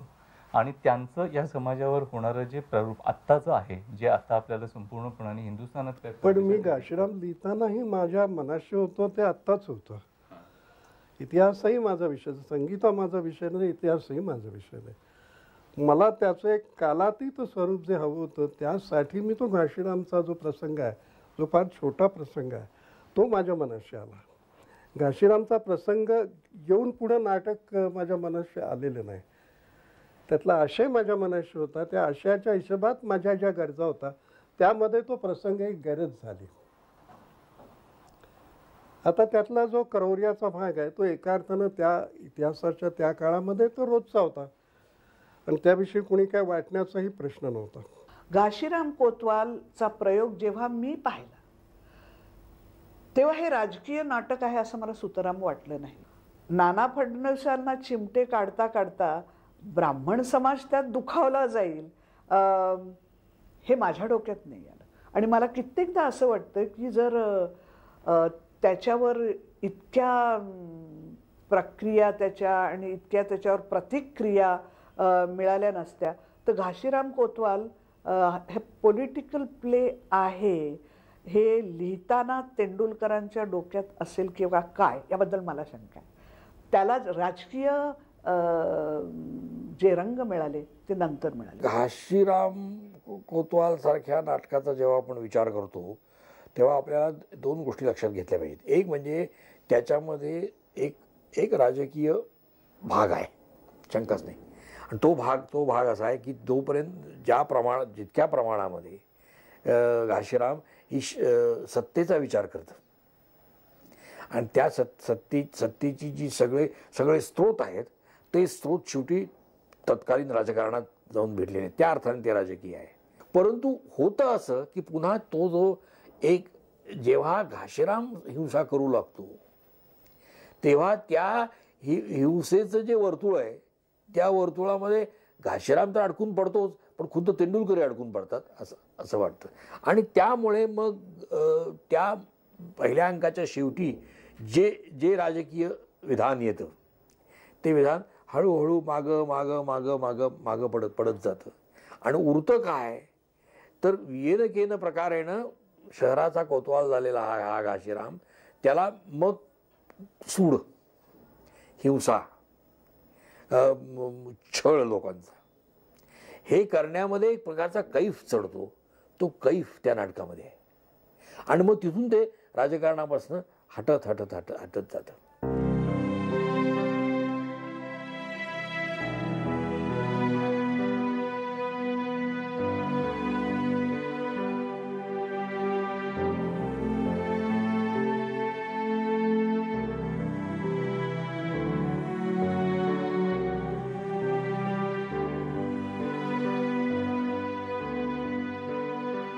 नाही, काहीच नाही मला. यानं चावून खाल्लं कच्च कधीच. पदराला नव्हता तेव्हा माझ्या आईकडून इकत घेऊन लगीन लावले यानं माझ्याशी. मला काय पण समजत नव्हतं. माझ्या हाल करायचा रात मला डागायचा, मुर्दा सुया लावायचा, घाण गोष्टी करायला लावायचा. पळालं तर धरून आणून बांधून तिकट भरलं भडव्यानं. काळीच राहिलंय कुठं? हा यानं त्याचं लचक तोडलं, माझ रगत प्याला. उठ रे डुकरा, आता तुला तिकटाच उसळू ती बघ. सखाराम हे परत गिधाडेच्या अंगाने एका अर्थाने जाणार, कारण त्यामध्ये शारीरिक हिंसा आहे. शाब्दिक अनुषंगानेही शारीर वाटावी अशी हिंसा आहे. आणि इथे तर ती नात्यांच्याही पलीकडे जाते. इथे अत्यंत निखळ हिंसेचं, म्हणजे तुम्हाला जी हिंसा मांडायची होती त्याची मला वाटतं सर्वात काय म्हणू थेट अशी अभिव्यक्ती इथे सखाराम मध्ये होताना मला तरी दिसते. या घरात राहायचंय तुम्हाला. घर मायासारखंच आहे, मग तक्रार चालणार नाही. नीट बघून घ्या. पडत असेल तर बोचकं खाली टाका, नाही तर आल्या तशा बाहेर चला. हा राजाचा माल नव्हे, सखाराम बाइंडरचं घर आहे. आणि सखाराम बाइंडर तुमच्या आधीच्या मालकासारखा नाही आहे. तो काय ते जरा वेगळंच समजून घ्यावं लागेल. सब घोडे 12% मामला इथं खपायचा नाहीये. डोकं गरम आहे आपलं. भडकलं तर मारतो बेदम. तोंड शिवराळे, तोंडात विडी आणि शिवी कायम. सगळं गावच म्हणतंय तसं. ही होत असताना आणि ते अतिशय छान म्हणजे अतिशय भिडणाऱ्या पद्धतीने, अतिशय भेदक दाहक पद्धतीने होत असताना आणि तुम्ही नैतिक भूमिका घेत नाही असं म्हणत असताना ही कॉन्ट्रडिक्शन आहे का असं मला विचारायचं आहे. की सखाराम कायम परत असं म्हणतो की मी जे म्हणतो, मी जे वागतो ते मी सांगतो, मी खरा आहे. परमेश्वराच्या बापाला भीत नाही आपण सगळं केलं, पण एक खोटेपणा नाही केला. म्हणालो रंडीबाजी करतोय, दारूबाजी करतोय, केलं ते कुणाला हवं त्याला सांगण्याची तयारी आपली. चोख चातडावर हात मारून लपोय जायचं. आणि कुणापासनं? आपल्या साऱ्या बापापासनं. म्हणजे एका अर्थाने मध्यमवर्गीयाचा बुरखा फाटला गेला आहे हे तर अगदी सत्य आहे आणि उघड आहे. आणि तो परिणाम होतो, नक्कीच होतो, की सगळेच लोक असे असतात.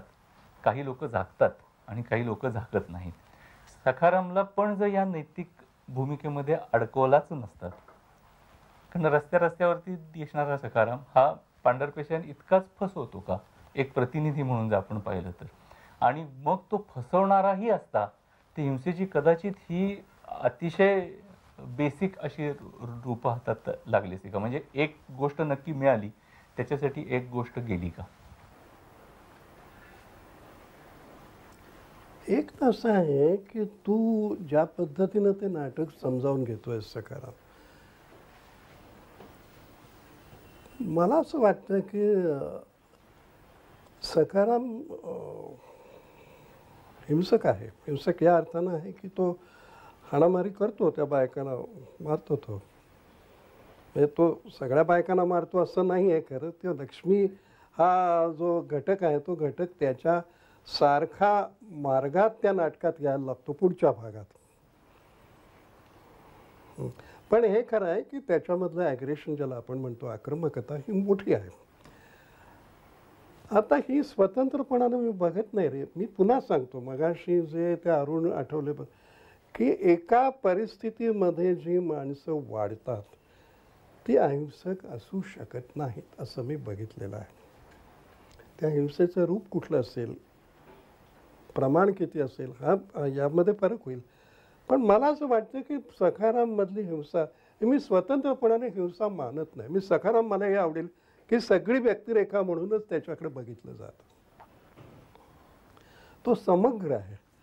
म्हणजे गिधाडमधल्या व्यक्तिरेखा किंवा शांतता याहून सखाराम मैलोगणती लांब आहे. असं मला विचारतील तर सखाराम मला आवडतो. विशिष्ट परिस्थितीमध्ये माणसातलं ॲग्रेशन हे मला आवडतं. याच्यामधला बाइंडर आहे तो त्यानं जे काही त्याच्या बालपणामध्ये भोगलं असेल किंवा समाजानं त्याला जो काही त्रास दिला असेल आणि विशेषतः त्याचा जो रोख आहे तो पांढरपेशा आणि मध्यम वर्गांवर जास्त आहे की माणसं ढोंगी आहेत आणि मी अधिक सच्चा आहे, मी खरं बोलतो, मी असा वागतो, मी बोलतो ते करतो आणि लपवत काही नाही. मला प्रयोग करताना असं जाणवत होतं खरं म्हणजे की आता ते खरं फारसं लिखित नसेल परंतु ही गोष्ट कधी की त्याची हिंसा ही त्याच्या लैंगिक सुखाशी जोडलेली आहे. यामध्ये स्त्री आणि पुरुष किंवा पुरुष सत्ताक मातृसत्ताक वगैरे असं काही नाही आहे. फक्त त्याच्या लैंगिक सुखाशी त्याचा संबंध आहे असं मला वाटतं. मी खरं बोलतो ही ती नैतिक भूमिका नाही आहे, ही एका प्रकारे अस्तित्ववादी भूमिका आहे की मी खरं बोलतो, खरं असतो आणि म्हणूनच हिंसा शक्य असते. म्हणजे एकदा जे लोक हिंसा करीत नाहीत, उदाहरणार्थ असा त्याचा एक काय म्हणायचं एक एक्सटेन्शन ऑफ द आर्ग्युमेंट होऊ शकेल. ते काय होईल की बुवा जे लोक खरे असत नाहीत तेच हिंसेपासून पळत असतात. सकाराम असं सांगतोय की माझं बोलणं जर तुम्हाला खटकत असेल तर ते खटकणार, काही इलाज नाही, कारण मी खरा आहे. जे लोक खरे असतात ते असेच वागतील. हे त्या हिंसेचा स्रोत आहे. तो सखाराम बाइंडर पाहत असताना मला ते खूप आवडलं. याचं कारण असं मला वाटलं की तेंडुलकरांनी जे गिधाडेच्या वेळेला मला आवडलं नव्हतं, मला असं वाटलं की तेंडुलकरांनी मध्यमवर्गीय समाज नव्हे परंतु समाजच नव्हे पण मध्यमवर्गीय एक रंगभूमीची पण काही मूल्य आहेत, त्या मूल्यांना जाणीवपूर्वक धक्का दिला. सगळे अनुभव त्यांनी सखाराम बाइंडरच्या पॉइंट ऑफ व्ह्यूने घेतले. ऑब्जेक्टिव्हिटी म्हणजे माझ्या मते तेंडुलकरांचा नाटककार म्हणून हा एक फार मोठा गुण आहे की जर पॉइंट ऑफ व्ह्यूच असेल तर त्या सखारामचा पॉइंट ऑफ व्ह्यू आहे असं मला वाटतं.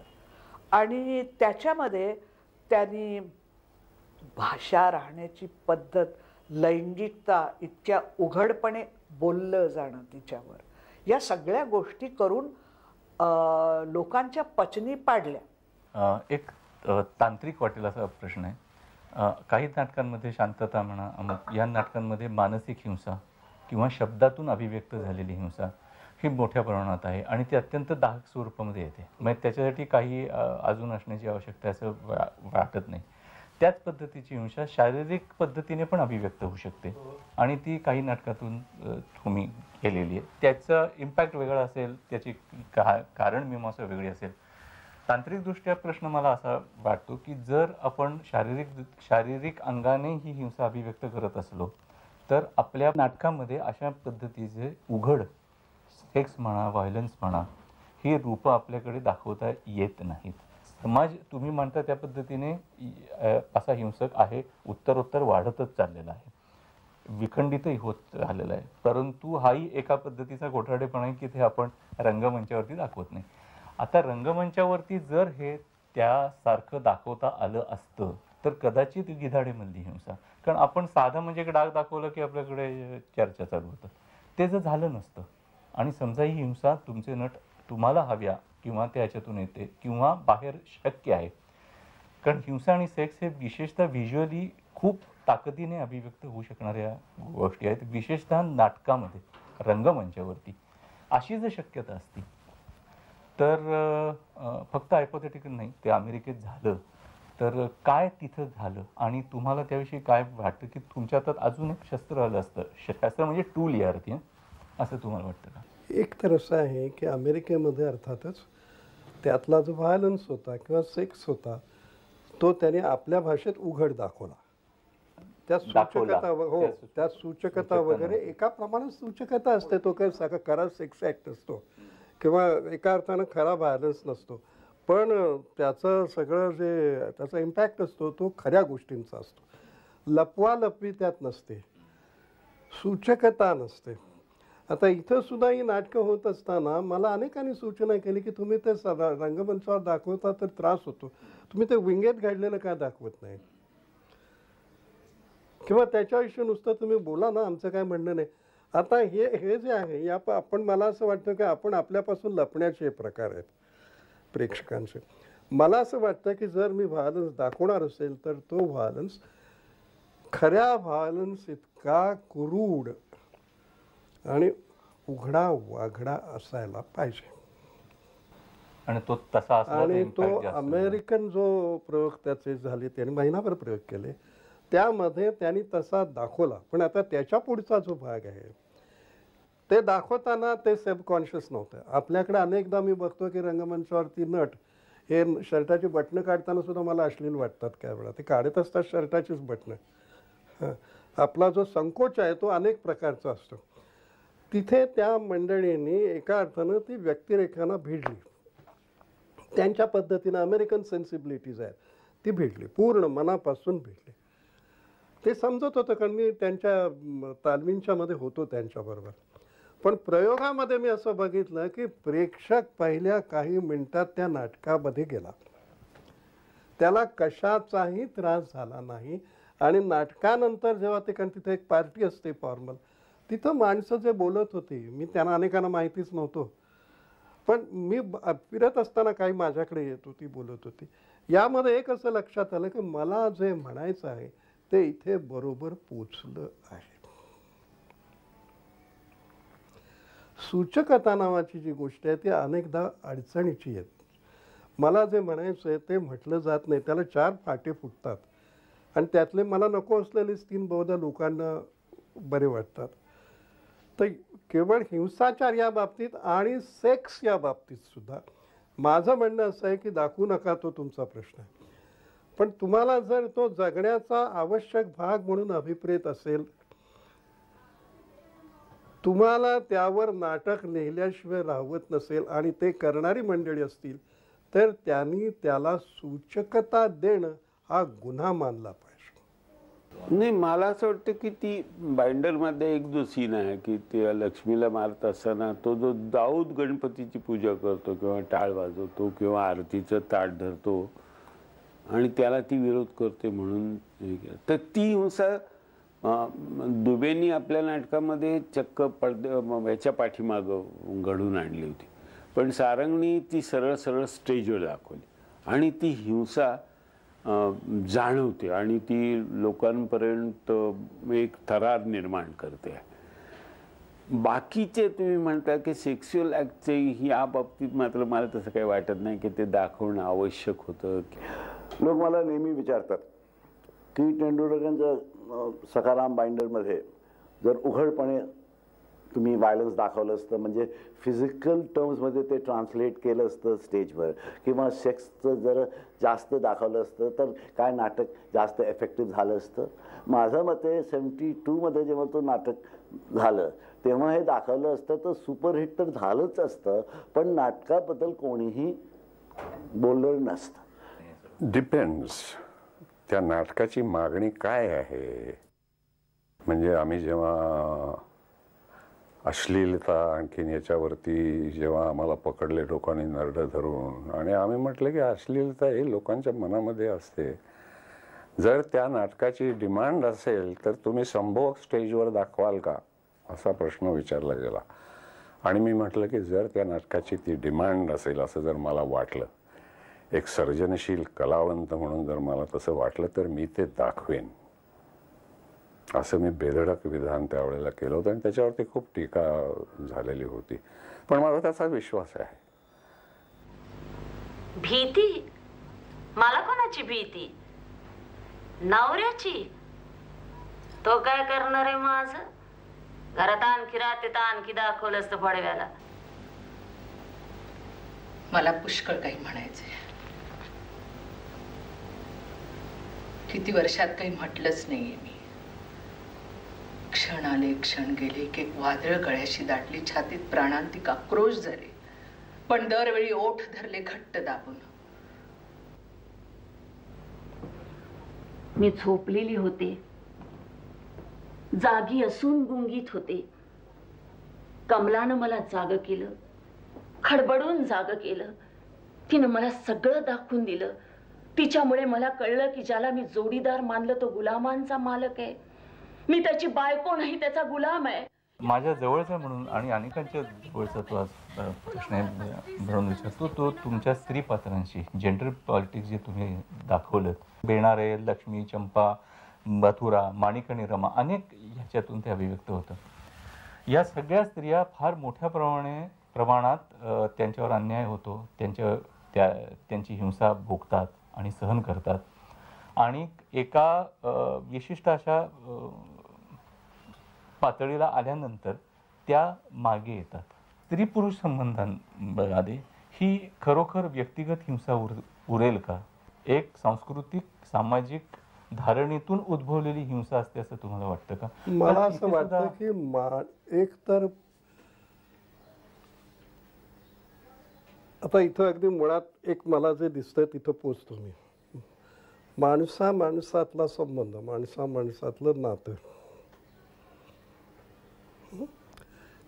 यामध्ये एक राजकारण असतं असं माझ्या लक्षात कधीतरी आलेलं आहे.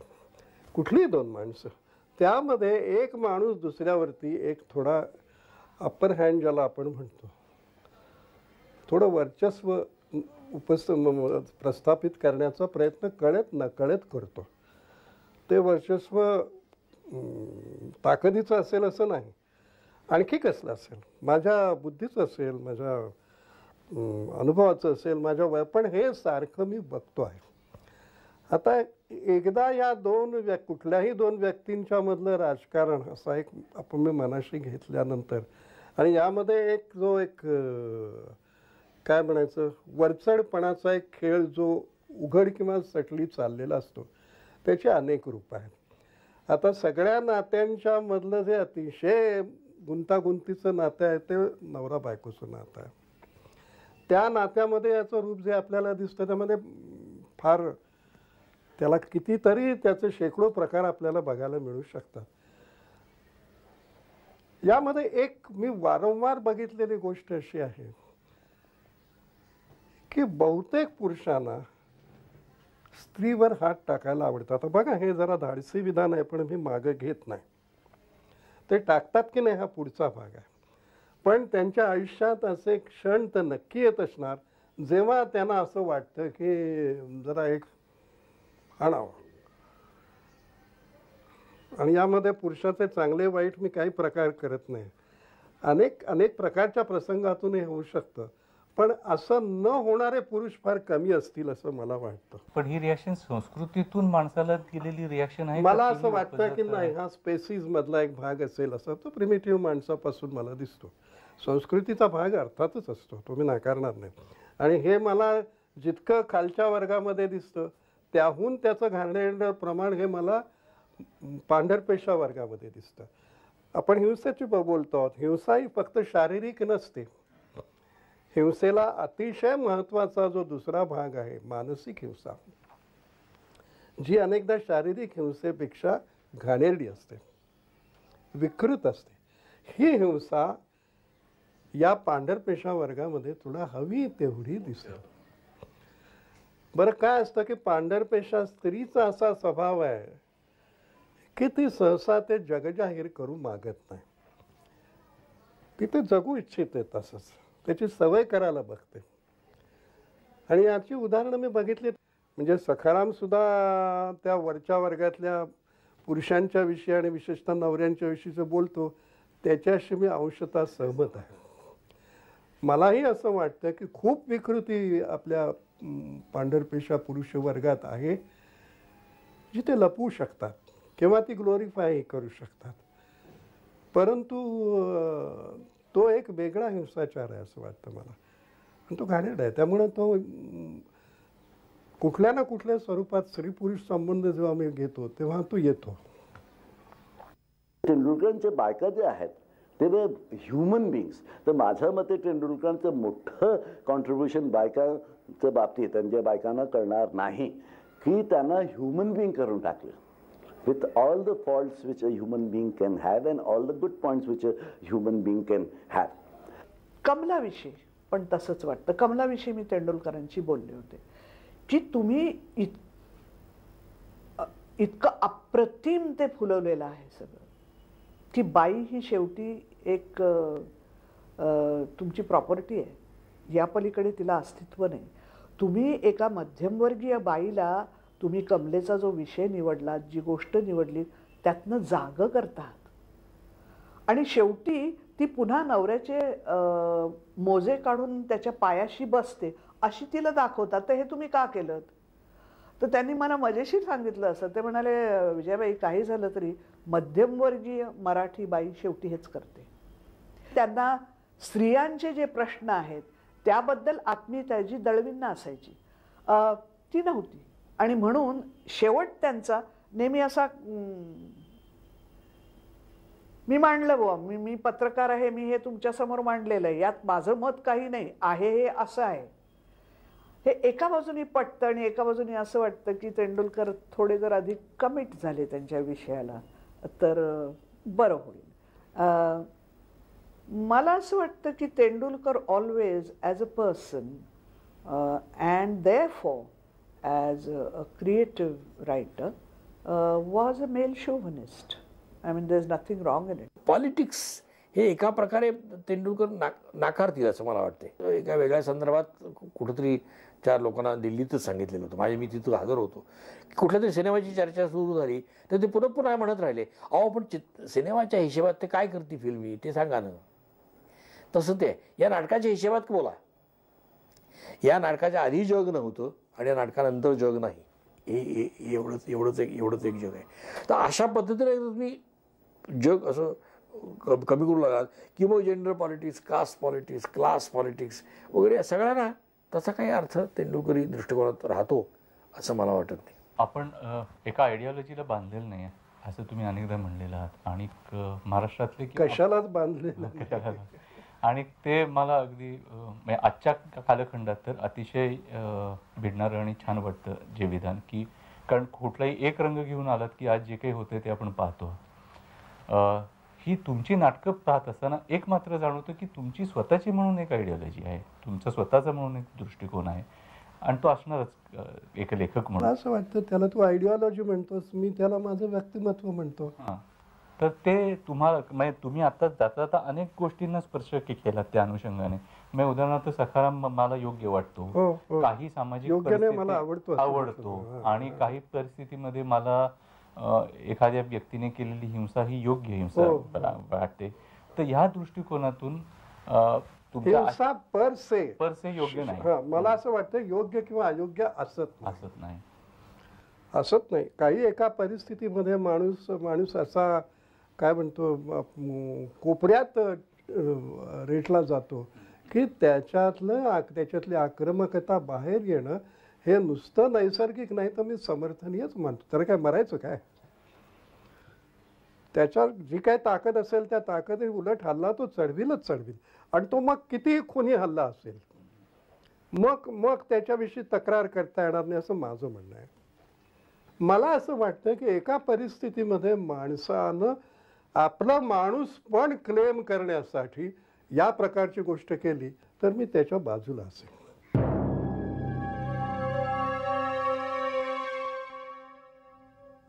Circumstances trap a man and he turns violent. This is the main thrust in Tendulkar's position. How does such a situation of a man being trapped come about? To think about this question is to think about social processes. It is to understand the undercurrents of society. If one examines the connection between a certain kind of violence and the established social system and values, one understands how man gets trapped and turns violent. This is true of both individual and social violence. If we concede that human beings are trapped because of social systems and values, whether the violence is individual, social, or arising out of ideology, then the division of violence into individual or social itself will have to be questioned. For both kinds have an inescapable social dimension.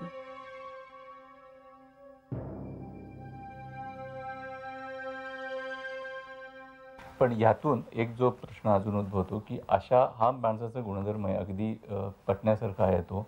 प्रश्न असा येतो की हा गुणधर्म वापरून घेऊन गेली आणि इंडस्ट्रियलायझेशनच्या नंतरच या निर्णय आयडिओलॉजीजनी जी आयडिओलॉजिकल हिंसा घडवून आणलेली आहे, मग ते डावे असतील, उजवे असतील, मूलतत्ववादी असतील, काही लोक सिरियसली डेडिकेटेड त्या एका आयडिओलॉजीच्या नावाखाली हे संपूर्ण करत असतील, या पद्धतीच्या हिंसेबद्दल जी आज फार परत विचारण्याचं कारण आज ती आम्हाला म्हणजे आमच्या पिढीला इतकी भेडसावती आहे, ती तुमच्याही पिढीला भेडसावत असणार. तर त्याविषयी तुम्हाला तुमचं मत याचंच ते एक्सटेन्शन होईल, त्याला कशा पद्धतीने एक तर संघटित हिंसा नावाची जी गोष्ट आहे ती आणखी एक वेगळी गोष्ट आहे. आतापर्यंत मी तुला सांगतोय व्यक्तिगत हिंसेविषयी मी बोलतोय. संघटित हिंसा अधिक तपासण्याची गरज आहे. नक्सलाइट आयडिओलॉजी तू घे, यामध्ये जी मुलं खरोखर या वाटेला कधी गेली नसती आणि एका जेन्युइन त्यांना असं वाटतं की ही पिळवणूक थांबली पाहिजे, अशा अर्थानं ती तिथे येतात. माणसाची उत्स्फूर्त राग, उत्स्फूर्त आक्रमकता ही मला मान्य आहे, पण हे मला नाही मान्य. माणसाचा विचार जिथं मारला जातो, माणसाची शुद्ध जिथं मारली जाते, तिथून पुढे जे होतं त्या बाजूला मी नाही.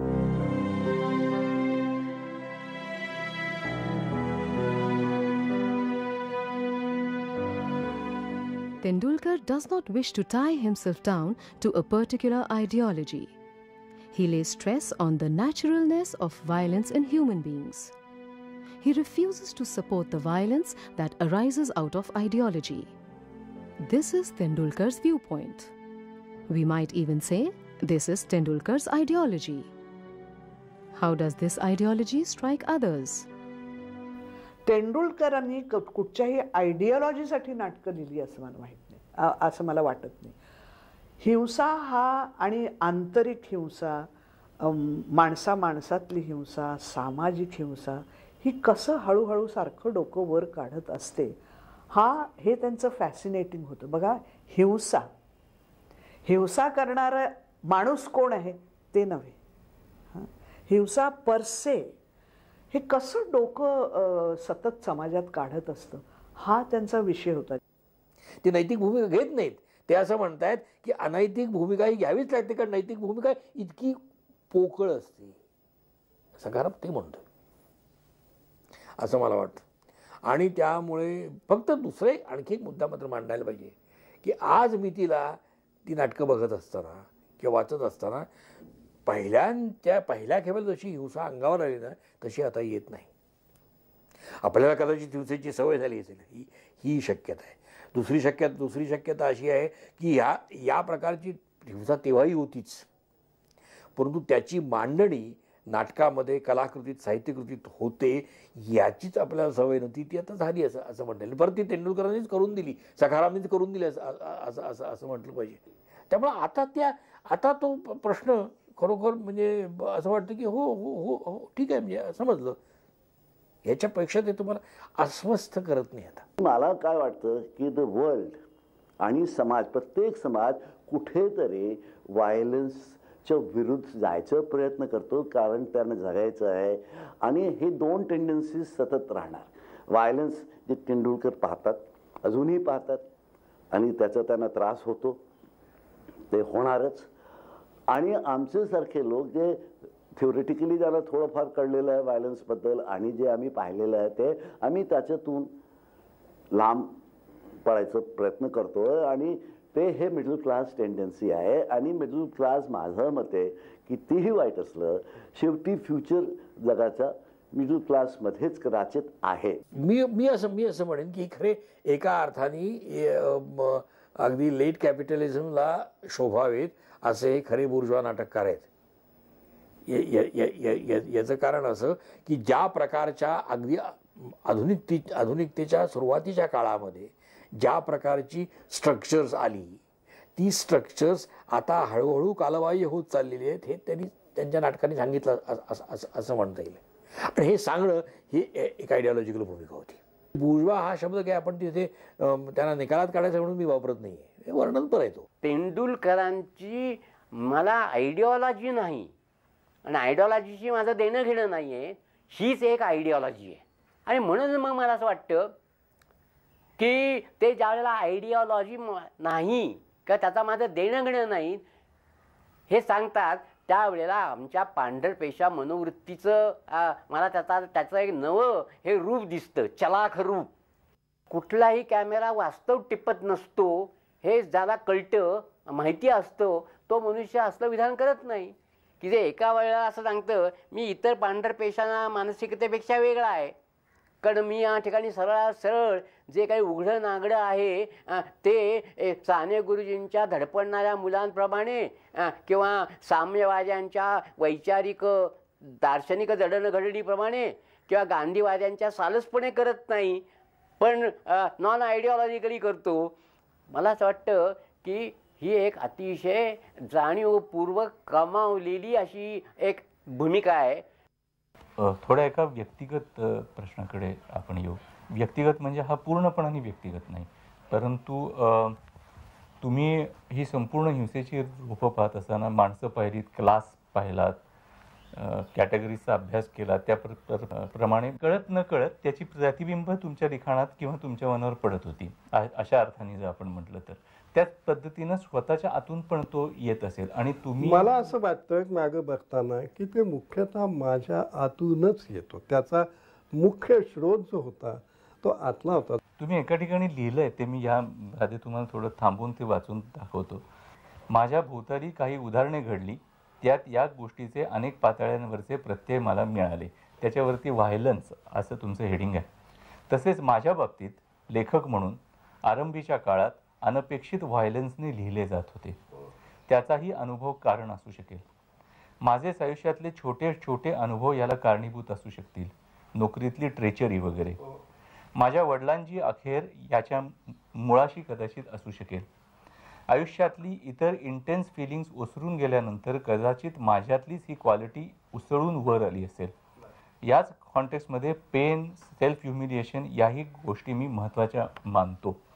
याला जोडून तुम्ही मगाशी पण आणि नेण्या ठिकाणी लिहिलेलं आहे की मुदतीचा ताप आल्यासारखं वाटणं, भडाभडा बाहेर येणं, हे व्यक्तिगत पातळीवर तुम्हाला खूप त्रासदायक होत होतं का? म्हणजे तुम्ही कशा पद्धतीने? मी असं नेहमी म्हणतो, जे सार्वत्रिक विधान नाही, पण मी असं म्हणतो की आपण लेखक असणं, आता लेखक असणं यामध्ये केवळ लिहिणारा लेखक असणं असं मला अभिप्रेत नाही. माझ्याकडे एका अर्थाने निर्देश आहे, हे 6वं बोट असल्यासारखं आहे. याला आपला इलाज नसतो, हे असतं.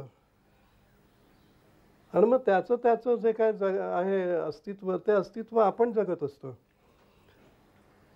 मला आजही जे विधान अनेकदा मी लेखक नसतो तर मी सुखानं जगलो असतो असं मला वाटतं. लेखक असण्याचा सुखद अनुभव मला मिळाला नाही असं नाही, पण मला विचारशील तर मी कुठल्याही शहाण्या माणसाला लेखक हो असा सल्ला देणार नाही. पण मग मी अनेक हे विचारतो की कशाची भीती तुम्हाला वाटायची, आज कशाची भीती वाटते आत्ताच्या? म्हणजे मी व्यक्तिगत म्हणजे ॲब्सोल्युटली व्यक्तिगत पातळीवर विचारू इच्छित नाही. म्हणजे आत्ताची जी सामाजिक स्ट्रक्चर्स तयार होत आहेत, अगदी शाळेपासून आत्ताचं राजकारण इथपासून कशाबद्दल तुम्हाला जवळजवळ हिंसक वाटावं अशी परिस्थिती वाटते का? नाही, मला असं वाटतं की अनेक घटना बारीक सारीक मोठ्या अशा असतात की ज्याचा मला फार राग येतो. तेव्हाही येत होता, आजही येतो. आणि अलीकडेच याच्याविषयी मी बोलल्यानंतर मला एक विस्तारानं पत्र आलेलं होतं. त्यामध्ये त्यांनी विनोबांची गीताईचं तुम्ही पारायण करत चला म्हणजे तुम्हाला मनशांती मिळेल असं म्हटलं होतं. मी त्यांनाही लिहिलं की हे नाही माझ्यात, मी काय करू.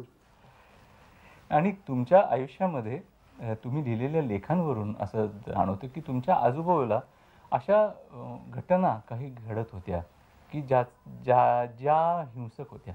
मी जी व्यक्तिगत किंवा व्यक्तीच्या माध्यमातून अभिव्यक्त होणारी हिंसा म्हणताय.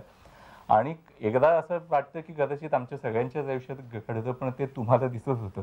कधी कधी असं वाटतं तुमच्या आयुष्यात अनयुज्युअली स्टॅटिस्टिकली म्हणजे तुमच्या शेजारी नथुराम पण राहायला यावा. राहायला नव्हता आला, पण तो येत असे. जिथे राहत होते त्यांच्याकडे ते सगळे नथुराम आणि त्यांची जोडीदार हे येत असत आणि मी त्यांना पाहत असे. त्याच्यामुळे तोही एक प्रश्न माझ्या मनाशी जेव्हा ती घटना घडली त्यानंतर मला दिसणारी ती माणसं, त्यातला एक तर भाजी विकणारा होता, तर ती माणसं आणि जे घडलं यातला जो अंतर होतं ते अंतर तोडण्याचा प्रयत्न मी त्या वयामध्ये, म्हणजे अर्ली टीन्स ना, 20च्या 17-18 या वयातली गोष्ट आहे. त्याच्याही आधीची असं या वयातली गोष्ट आहे. आता ते अंतर तोडण्याचे असं तर आपल्या भोवती पुष्कळ होतं मकरंद. कोणाला हे अटळ असेल असं वाटत नाही मला. समोर मला असं वाटतं की मलाच एक काहीतरी असं सवय झाली की ते जरा अजून उकरून बघावं, ते दिसायला लागलं, उकरून बघावं असं वाटलं मला. ते काय बाजूला करून जगता येत नव्हतं. तो माझा स्वभाव.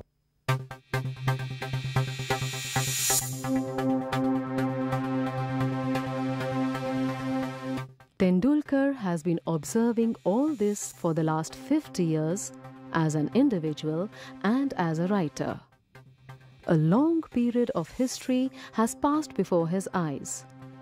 He looks at our times too, sometimes referred to as postmodern, with a creative consciousness that is fully alive. आत्ताची परिस्थिती पाहिली तर पूर्वी जेव्हा तुम्ही तुमचं एखादं नाटक यायचं त्यावेळेला मराठीच्या मार्केट प्लेसमध्ये बॉम्ब पडला अशा गिरीश कर्नाडने त्याचं वर्णन केलेलं आहे. निरनिराळ्या जगामधल्या चांगल्या लेखकांच्या कलाकृती येत होत्या किंवा चांगले सिनेमे येत होते. एक जागृती होत होती. आता एकीकडे हे डिसेन्सिटायझेशन आहे आणि एकीकडे दहशतीचा वाढता वापर आहे. विखंडित होणं जास्त मोठ्या प्रमाणावर आहे. तुटलेपणातून जी काही अँझायटी येते आणि त्या अँझायटीची एक काय म्हणू आपण षंड अशी रागाची प्रतिक्रिया आहे की समोर एक शत्रू दिसत नाही.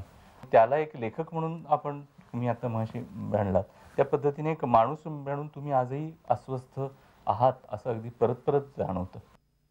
ज्यांचा आता मी नाव न घेता उल्लेख करतोय त्यांना हृदय नावाची गोष्ट आहे याच्यावर माझा विश्वास नाही. असलं तर ते शरीराचा एक भाग म्हणून कुठेतरी आहे, पण त्या हृदयाशी जे संबंधित त्यातलं काहीही त्यांच्याकडे नाही. त्याला मारलं पाहिजे.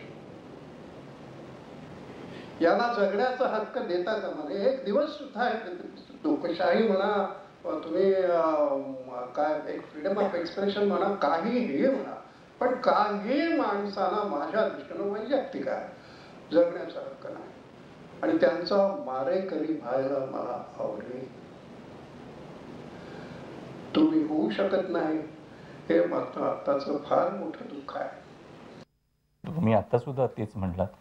आणि मग कशी परिस्थिती आहे म्हणजे आता खरोखर शस्त्र हातात घ्यावं अशी परिस्थिती आहे का? कारण अनेकदा आता हा हिंसाचार एका सामाजिक प्रक्रियेचा भागच झालेला आहे. त्या सिस्टीमचाच भाग झाला आहे. आपण जवळजवळ ॲक्सेप्टच करायला लागलेलो ती हिंसा, एकीकडे डिसेन्सिटाईज होऊन आणि स्वतः ती हिंसा पण करायला लागलेलो.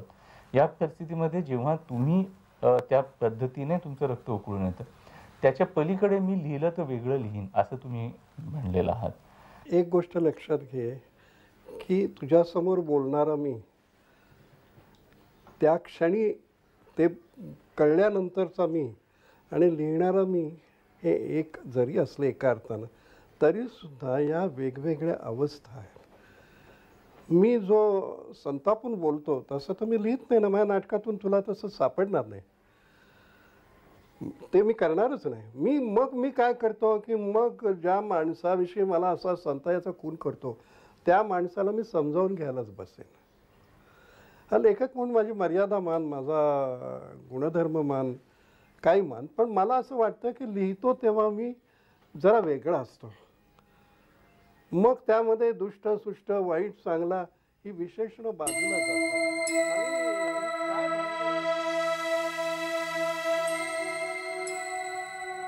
2005.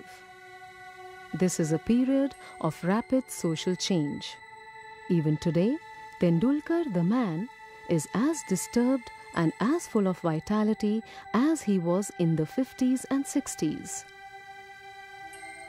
We have amongst us at least one fully alive man, Tendulkar, in the midst of innumerable others in every sphere of life who have lost their sensibilities and turned into cold lumps.